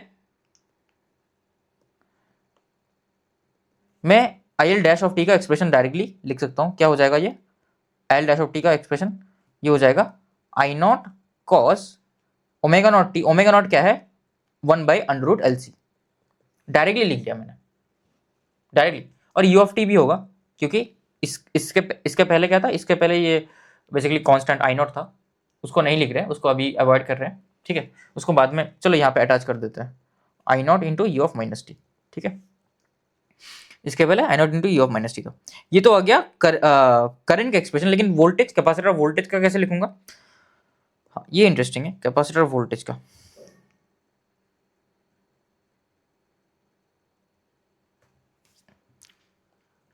तो कैपेसिटर वोल्टेज का अगर तुम देखो कि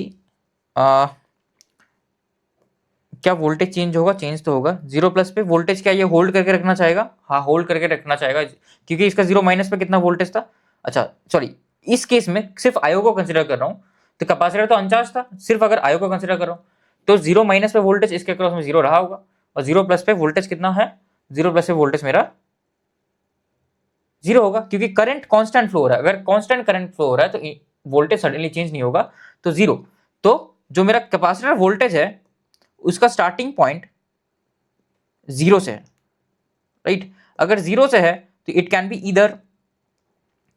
ईदर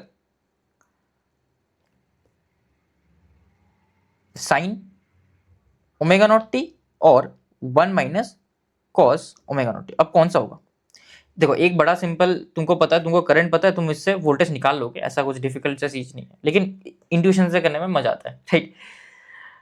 ओके, अब तुम एक बार बताओ इसका जो एवरेज वैल्यू होगा ये क्या होगा, क्योंकि इंडक्टर में करंट तुमको दिख रहा है, और करंट तुम्हारा कैसा है, करंट तुम्हारा कोसाइनसॉइड है, तो करंट का एवरेज वैल्यू जीरो है, करंट का t इक्वल टू जीरो के बाद एवरेज वैल्यू जीरो है, तो अगर करंट का एवरेज वैल्यू जीरो है, करंट का एवरेज वैल्यू जीरो है,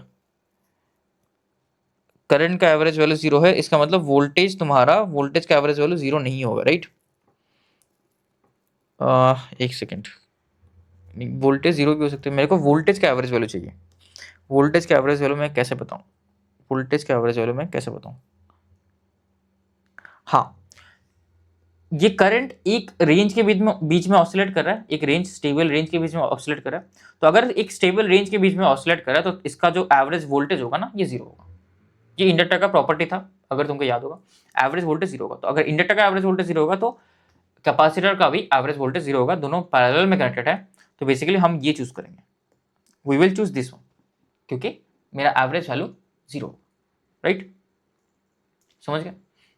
ओके, तो इसको चूज करेंगे। अब मेरे एक्सप्रेशन तो ऐसा कुछ होगा, तुम समझ गए ना, मतलब अगर मेरा इंडक्टर का करंट एक रेंज के बीच में लाई कर रहा है तो इंडक्टर का एवरेज वैल्यू 0 होना पड़ेगा, एवरेज वोल्टेज 0 होना पड़ेगा। ये हमने ट्रांजिएंट में पढ़ा था, याद कर लो, ट्रांजिएंट में पढ़ा था। अगर करंट एक स्टेबल रेंज में है या स्टेबल है करंट, तो average value of inductor has to be 0, it has to be.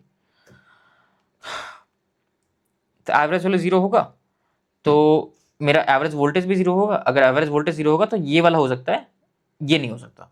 तो मेरा VC ऑफ टी का एक्सप्रेशन कुछ ऐसा होगा, C1 sine omega naught T. अब C1 का वैल्यू कैसे निकालेंगे? तुमको क्या पता है?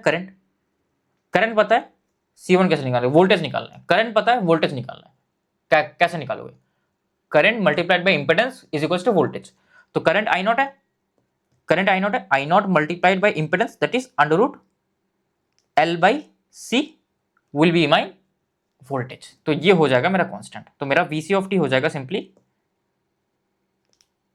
आई नो थोड़ा सा लग सकता है कि याद कर रहा हूं मैं ये सब कुछ, लेकिन एक बार ये टेक्निक सीख गए ना, किसी को भी बीट कर लोगे तुम, समझ रहे हो? किसी को भी बीट कर लोगे। साइन ओमेगा नॉट टी, मतलब ऐसे बेसिक से सॉल्व कर सकते हो। मतलब क्या है, तुमको करंट पता चल गया, अब करंट पता है तो तुम इसको इंटीग्रेट करोगे तो वोल्टेज आ जाएगा, उल्टा साइन से आ जाएगा। वो कर लोगे, मेरे को पता है वो कर लोगे, इंटीग्रेट करोगे तो आ जाएगा। लेकिन इस टेक्निक से करने का अगर आदत बना लेते हो तो जल्दी हो जाएगा। तो ये तो तुम्हारा VC डैश आ गया, क्योंकि ये तो बस IO को कंसिडर करके हुआ, राइट। अब हम क्या कंसिडर करेंगे? अब हम ये considering IO only, considering only IO।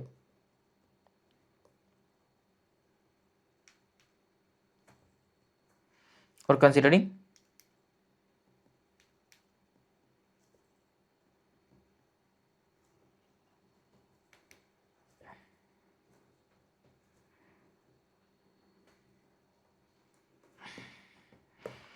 Only VO।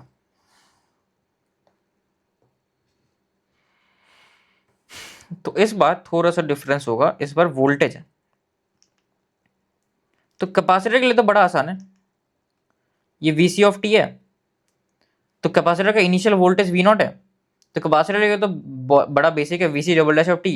इसका अगर मैं VC double dash of 0 plus लिखूँ तो ये नॉन जीरो होता है, that is V0 only, change नहीं होगा, क्योंकि करंट इसके पहले 0 था, करंट अभी भी 0 होगा 0 प्लस पे, क्योंकि इंडक्टर करंट चेंज नहीं करना चाहेगा, तो सडनली चेंज नहीं होगा।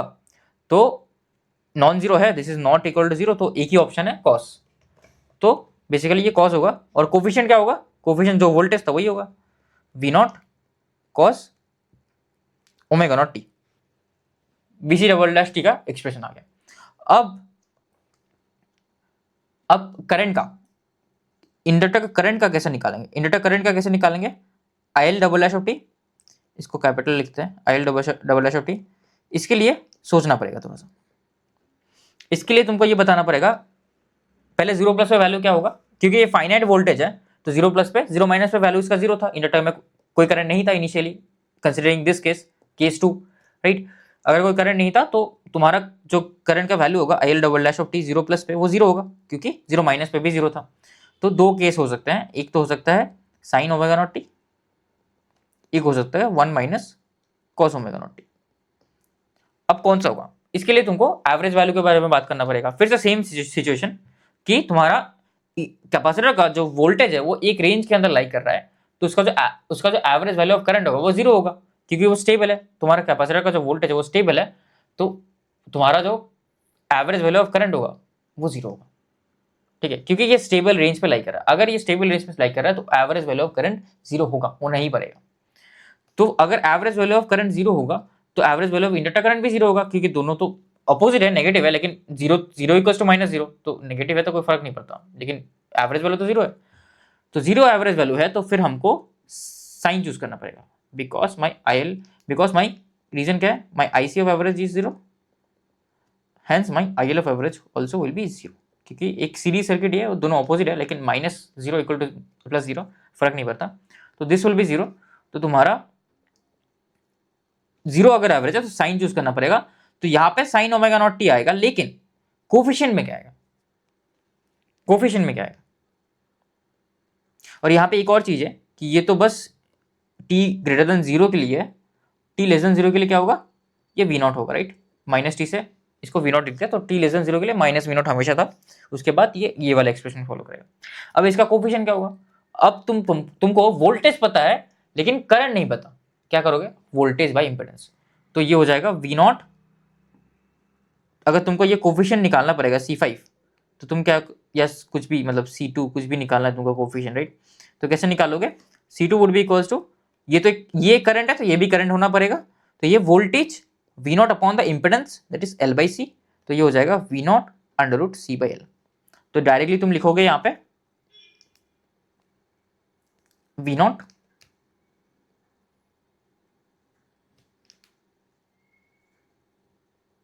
Under root C by L sign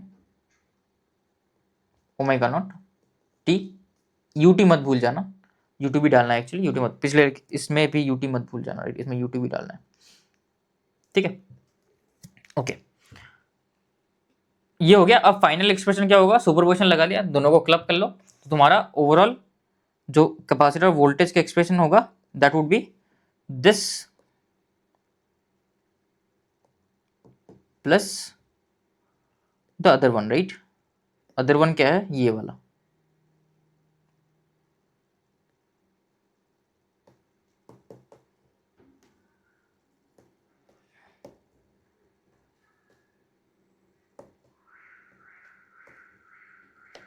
और तुम्हारा जो करंट का एक्सप्रेशन होगा, इंडक्टर करंट का एक्सप्रेशन, वो होगा दिस,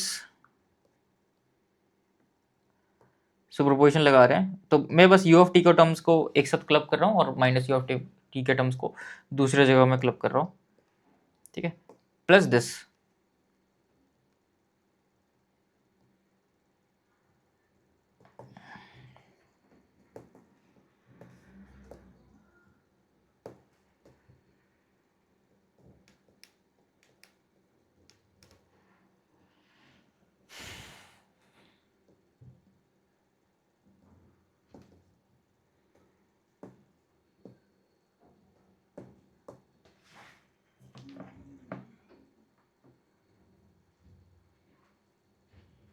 ठीक है।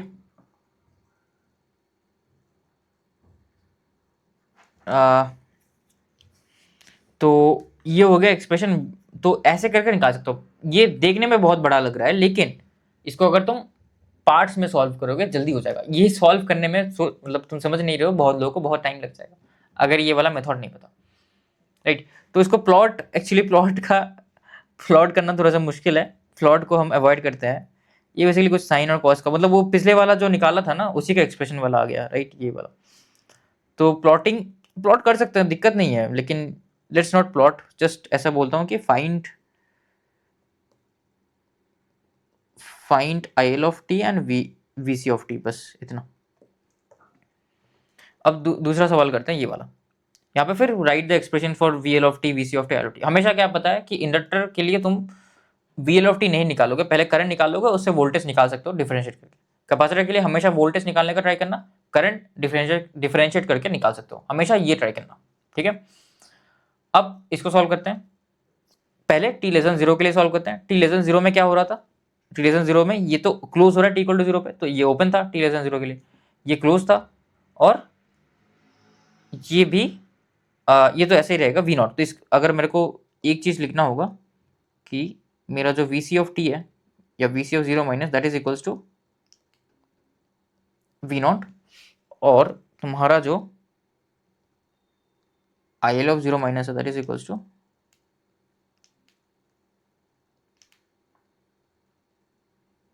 I नॉट, राइट, ठीक है।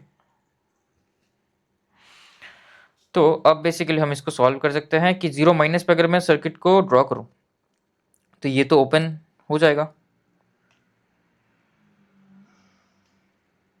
ये तो ओपन सर्किट रहेगा, यहाँ पे इंडक्टर रहेगा, ये स्विच क्लोज रहेगा, और ये कैपेसिटर भी V नॉट इसके क्रॉस में होगा, लेकिन वोल्टेज, इसका करंट कुछ फ्लो नहीं होगा, तो इसका वोल्टेज सेम रहेगा। तो बेसिकली इसका वोल्टेज 0 है, मतलब ये करंट जो फ्लो हो रहा है सेम करंट फ्लो होते रहेगा ऐसे करके I नॉट, और यहाँ पे जो भी वोल्टेज था कैपेसिटर का वो सेम रहेगा, ये at t equal to 0 minus, ठीक है, T equal to zero minus पे ये है, तो यहाँ से मेरे को इन्फॉर्मेशन आ गया basically V C zero minus same ही रहेगा, कुछ अलग नहीं होगा, वी नॉट होगा, और मेरा जो आई एल जीरो माइनस है वो बेसिकली आई नॉट होगा। तो अब बेसिकली मेरे तीन सोर्सेस हैं, तो तीन केसेस बनेंगे। पहले सिर्फ वी एस को कंसिडर करूंगा, फिर मैं इंडक्टर कैपेसिटर वोल्टेज को कंसिडर करूंगा, फिर मैं इंडक्टर करंट को कंसिडर करूंगा। तो कंसिडरिंग तीन केसेस है, तो बेसिकली तीन सप्लाईज है, तो तीन केसेस बनेंगे, सुपरपोजिशन होगा। कंसिडरिंग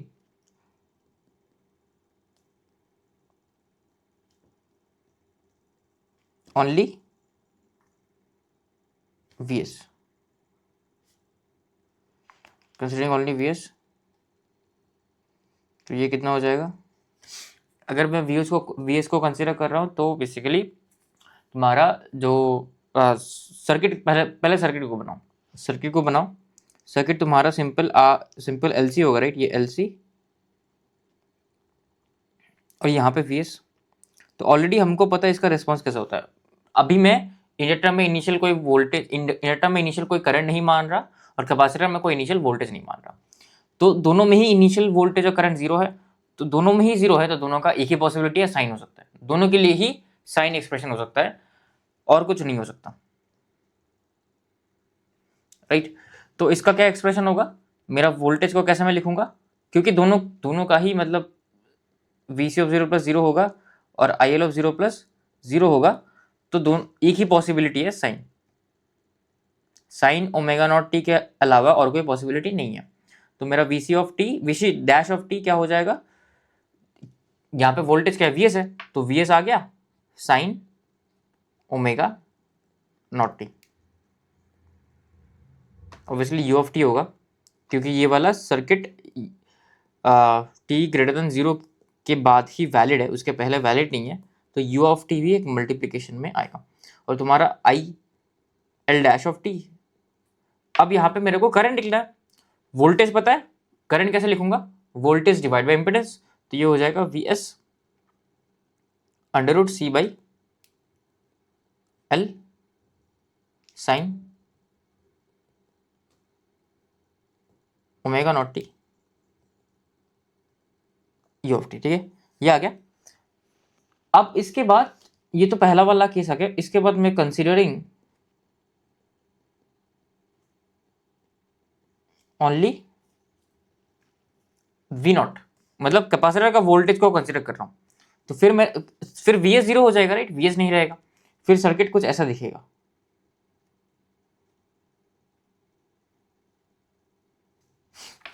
तो इस बार इंडक्टर का करंट तो बड़ा आसान है, फिर से इंडक्टर में इनिशियली कोई करंट नहीं होगा, तो इंडक्टर का जो इनिशियल करंट होगा वो कैसे कंसिडर करेंगे? बेसिकली तुम्हारा जो करंट होगा इंडक्टर का इनिशियली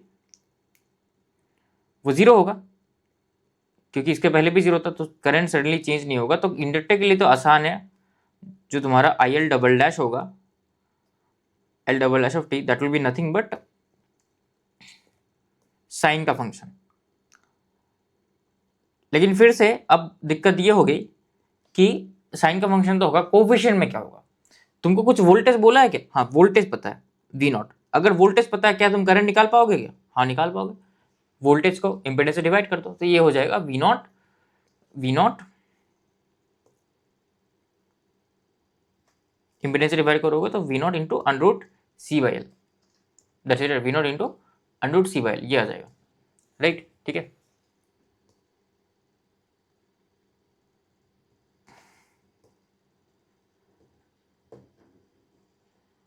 ठीक है, ये आ गया। अब आई एल डबल डैश आ गया। अब बेसिकली अब मेरे को वी सी डबल डैश बताना है। V C double dash zero क्या है? वी नॉट है, जीरो नहीं है, this is non zero value. तो यहाँ पे दो पॉसिबिलिटीज हैं। एक पॉसिबिलिटी है कि ये कॉज ओमेगा नॉट टी हो सकता है, या तो सॉरी ये नॉन जीरो है, राइट? सॉरी मैं भी क्या बोल रहा हूँ, अगर ये जीरो से स्टार्ट हो रहा है, सॉरी एक छोटी सी गलती होगी मेरे से, अगर ये जीरो से स्टार्ट हो रहा है तो मेरे पास दो पॉसिबिलिटीज़ हैं, राइट? सॉरी मैं भी क्या बोल रहा हूँ, दो पॉसिबिलिटीज, एक ये वाला पॉसिबिलिटी है, एक ये वाला पॉसिबिलिटी है, one minus cos omega naught T, sorry हो जाता है कभी ऐसा हो जाता है। तो ओमेगा नॉट टी या तो one minus cos omega naught T, ये दो पॉसिबिलिटीज़ हैं। तो अगर ये दो पॉसिबिलिटीज है फिर क्या होगा, हाँ फिर मेरे को एवरेज वैल्यू के ऊपर बात करना पड़ेगा। तुम अगर बोलोगे कि ये कैपेसिटर सीरीज में कनेक्टेड है इंडक्टर के, तो क्योंकि मेरा कैपेसिटर का वोल्टेज एक फाइनाइट वैल्यू के ऊपर ऑसिलेट करते रहेगा, तो मेरा average value of current zero होगा। तो average value of capacitor current zero है, तो average value of inductor current भी जीरो होगा। तो I L average would be equals to zero. तो सर्टेनली ये साइन होगा, आई एल साइन होगा, ये इस पे कोई क्वेश्चन नहीं है। लेकिन what about your capacitor voltage, capacitor voltage के लिए क्या होगा? कैपेसिटर वोल्टेज का एवरेज वैल्यू तो जीरो नहीं होगा। क्यों नहीं होगा? क्योंकि तुमको करंट के बारे में पता चल गया, राइट? करंट के बारे में पता चल गया, ये फाइनाइट वैल्यू के बीच में है। तो अगर तुम्हारा इंडक्टर करंट फाइनाइट वैल्यू के बीच में है, तो तुम्हारा इंडक्टर वोल्टेज का एवरेज वैल्यू जीरो होगा। फिर से तुम केवीएल लगाओगे यहाँ पे, अगर तुम केवीएल लगाओगे यहाँ पे, तो सिंपली तुम्हारा V S equals to V L of T plus V C of T. अब दोनों साइड एवरेज लोगे तो डीसी का एवरेज तो वी एस होता है, वी एल एवरेज तो जीरो हो जाएगा, और ये हो जाएगा वी सी एवरेज। तो तुम्हारा V C average non zero आ रहा है। तो अगर V C average non zero आ रहा है, तो इसका फंक्शन ये नहीं होगा, sine T sine omega naught T नहीं होगा, गलती होगी मेरे से। एक्चुअली में ये आएगा cos omega naught T, right? ये आएगा कॉस ओमेगा नॉट टी। तो ये आएगा 1 minus cos omega naught T. ठीक है, बस ये V S 1 minus cos omega naught T, that's it. तो इसमें थोड़ी सी गलती थी मेरे से, अब फिक्स कर लिया। इसका एवरेज वैल्यू जीरो नहीं है, तो एवरेज वैल्यू अगर जीरो नहीं है तो ये साइन नहीं होगा, 1 minus cos omega naught T होगा। अब यहाँ पे क्योंकि यहाँ पे ये नॉन जीरो है, जब मेरा वीसी नॉन जीरो आ रहा है जीरो पे, तो सडनली ये कॉस होगा, इसके अलावा और कोई अपने पास ऑप्शन नहीं है। तो ये तो आसान हो गया। यहाँ पे फिर से तुम अगर देखोगे, यहाँ पे ये साइन नहीं होगा सडनली।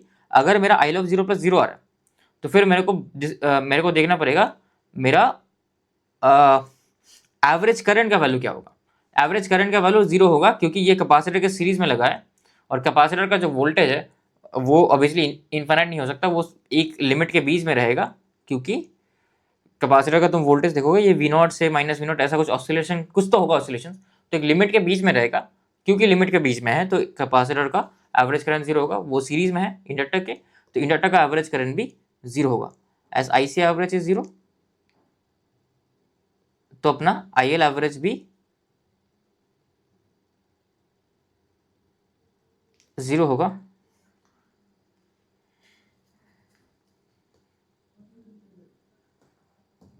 आई सी एवरेज जीरो, तो आई एल एवरेज भी जीरो होगा।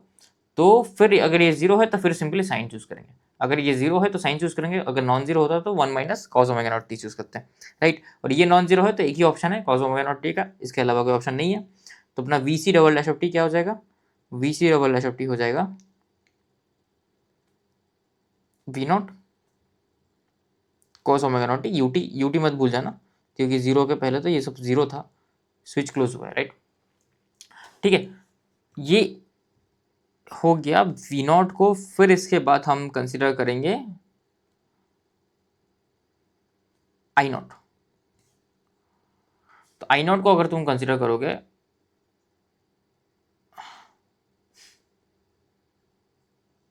तो ये करंट आई नॉट फ्लो हो रहा है। अब तुम क्या बोलोगे, ये एल है ये सी है। अब तुम क्या बोलोगे कि इसका इनिशियल करंट नॉन जीरो है, तो मेरा इंडक्टर करंट तो आराम से आ जाएगा। I L triple dash zero plus मेरा नॉन जीरो है, that is nothing but I not. तो ये नॉन जीरो है, तो सर्टेनली ये तो कॉज होगा, इसके अलावा कोई और पॉसिबिलिटी नहीं है। तो तुम्हारा जो I L double dash of T होगा, वो क्या होगा? That will be equals to I naught cos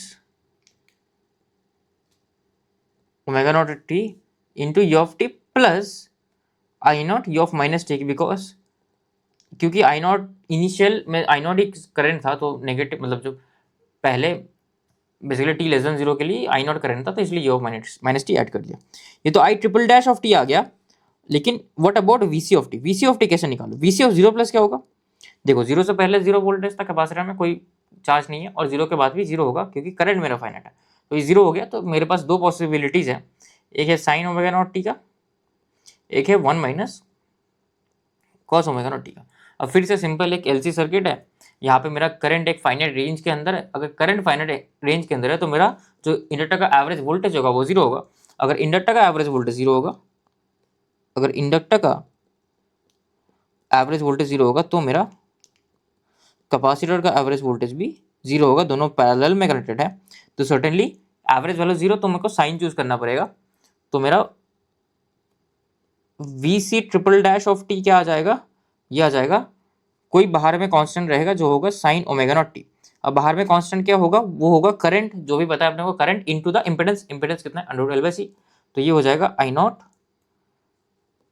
into under root L by C. ऐसे करके मतलब सॉल्व करना होता है। लैपलास से कर लोगे मतलब कितना लंबा चला जाएगा तुमको पता भी नहीं है लैपलास से कितना लंबा जाएगा। ठीक है, तो ये हो गया। अब इस तीनों को इकट्ठा कर दो, तीनों को एक साथ कर दो। तीनों को अगर मैं इकट्ठा करता हूं तो क्या आंसर आता है मेरा, तुम्हारा आंसर कुछ ऐसा आएगा। तुम्हारा वी सी ऑफ टी का एक्सप्रेशन क्या आएगा, ये याद रखना, ये यू ऑफ टी, राइट, इसके पहले जीरो था, यू ऑफ टी ऐड करना पड़ेगा। तुम्हारा वी सी ऑफ टी का एक्सप्रेशन आएगा, पहले साइन को लिखते हैं, साइन ओमेगा नॉट टी यहाँ पे भी है, यहाँ पे कॉस ओमेगा नॉट टी है, यहाँ पे क्या है, अच्छा यहाँ पे माइनस वन। अच्छा तीन चार चीज़ें हैं, राइट। अच्छा बहुत सारे चीज़ें ऐड हो रहा है, ओके ऐसी। तो बेसिकली मतलब तीनों को ऐड कर देते हैं, कुछ ज़्यादा रॉकेट साइंस नहीं है। इसको इसको यहाँ पे ऐड करते हैं, राइट, इसको ऐड करते हैं। अच्छा यहाँ पे एक और चीज़ मैं भूल गया, V C double dash of T, यहाँ पे एक और चीज़ मैं भूल गया, this plus V naught E of minus T, क्योंकि माइनस में तो इसका वैल्यू लिखना पड़ेगा ना, मतलब टी लेस देन जीरो के लिए ये वैल्यू था, ये थोड़ा सा मेरे से मिस हो गया। प्लस दिस और प्लस, जब मैं करंट को कंसिडर करता हूँ तो मेरा एक्सप्रेशन कुछ ऐसा था। ठीक है, बहुत बड़ा एक्सप्रेशन है, आई डू एग्री। और ये तुम लैपलास से सॉल्व करोगे तो तुम्हारा मतलब दिमाग खराब हो जाएगा, मतलब ट्रस्ट मी, इतना बड़ा एक्सप्रेशन अगर लैपलास से सॉल्व करोगे तो दिमाग खराब हो जाएगा। तो स्टेप बाय स्टेप करोगे तो आराम से आ जाएगा। ठीक है, तो ये हो गया तुम्हारा वोल्टेज का एक्सप्रेशन। थोड़ा सा बड़ा है, आई डू एग्री, थोड़ा सा बड़ा है। तो एक बार क्या करते हैं, यू ऑफ टी को इकट्ठा रखते हैं और बाकी यू ऑफ माइनस टी को अलग से लिखते हैं, easier for us to track. ठीक है, तो ये हो गया तुम्हारा वोल्टेज का एक्सप्रेशन। अब तुम करंट का, इंडक्टर करंट का एक्सप्रेशन भी लिख सकते हो। तीनों को ऐड करना और कुछ नहीं करना, तीनों को ऐड करना है। तो यहाँ पे ये एक्सप्रेशन आ जाता है करंट के लिए,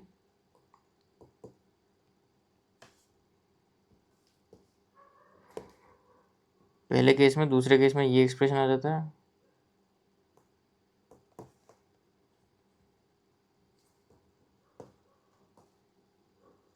राइट, और तीसरे केस में ये वाला एक्सप्रेशन आ जाता है।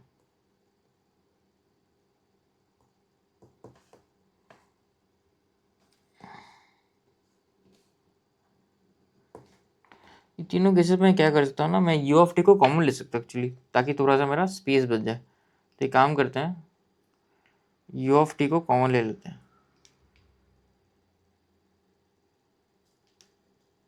स्पेस बच जाएगा फिर।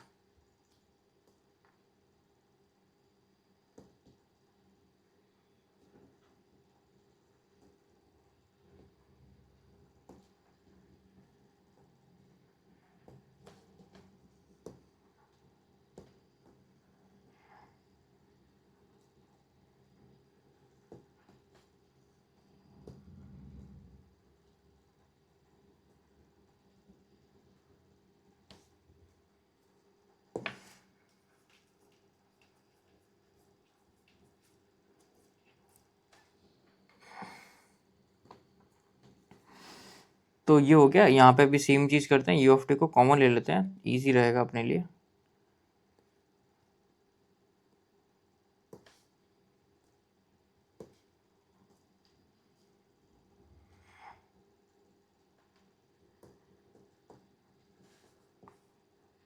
ठीक है, ये करंट का एक्सप्रेशन होगा। अब करंट वोल्टेज पता है तो बाकी तुम इंडक्टर वोल्टेज का निकाल सकते हो डिफरेंशिएट करके, इंडक्टर करंट कैपेसिटर करंट का निकाल सकते हो डिफरेंशिएट करके, राइट। तो ये ज़्यादा डिफिकल्ट नहीं होना चाहिए, ये पार्ट इंपॉर्टेंट है कैसे करंट और वोल्टेज का आ रहा है। तुम इसको लैपलेस से करोगे बरसों बीत जाएंगे, राइट। डिफिकल्ट है, उतना आसान भी नहीं है। तो आई होप आपको अच्छा लगा होगा ये वाला लेक्चर। इस लेक्चर में मैं यहीं पे इस लेक्चर को एंड करता हूँ। साइनसॉइडल स्टेडी स्टेट का प्लान था, आई थिंक एक और लेक्चर एक्सटेंड करना पड़ेगा, तो वो नेक्स्ट लेक्चर में साइनसॉइडल स्टेडी स्टेट और भी कुछ सवाल है। मैं आपको होमवर्क दे सकता हूँ, जैसे ये वाला सवाल है। वैसे मैंने डायोड नहीं पढ़ाया है, तो जिनको डायोड थोड़ा आता है, मतलब पूरा डायोड आने की जरूरत नहीं, बस एक आइडियल डाउट है, बस ये पता होना चाहिए कि डायोड पे जब वोल्टेज उसका एनोड पे कैथोड वोल्टेज जब पॉजिटिव होता है तो वो डायोड कंडक्ट करता है, और जब नेगेटिव होता है तो वो ओपन हो जाता है, कंडक्ट नहीं करता। ठीक है, जिनको थोड़ा सा भी डायोड का कॉलेज में थोड़ा सा भी डायोड पढ़े होंगे तो उससे सॉल्व कर सकते हो इसको। और ये वाला, ये दो सवाल है, ये दो सवाल मैं होमवर्क दे रहा हूँ। बाकी नेक्स्ट लेक्चर में तो इसको सॉल्व करेंगे ही, और बेसिकली वो साइनसॉइडल स्टेडी स्टेट वाला टॉपिक बचा है उसको भी खत्म करेंगे। तो ये वाला जो मैं आपको पढ़ाया ना, ट्रस्ट मी, ये वाला जो कॉन्सेप्ट है ये आपको कहीं पे नहीं मिलेगा। ठीक है, ये आपको कहीं पे नहीं मिलेगा, ये प्रेफ्यूजन स्पेशल है।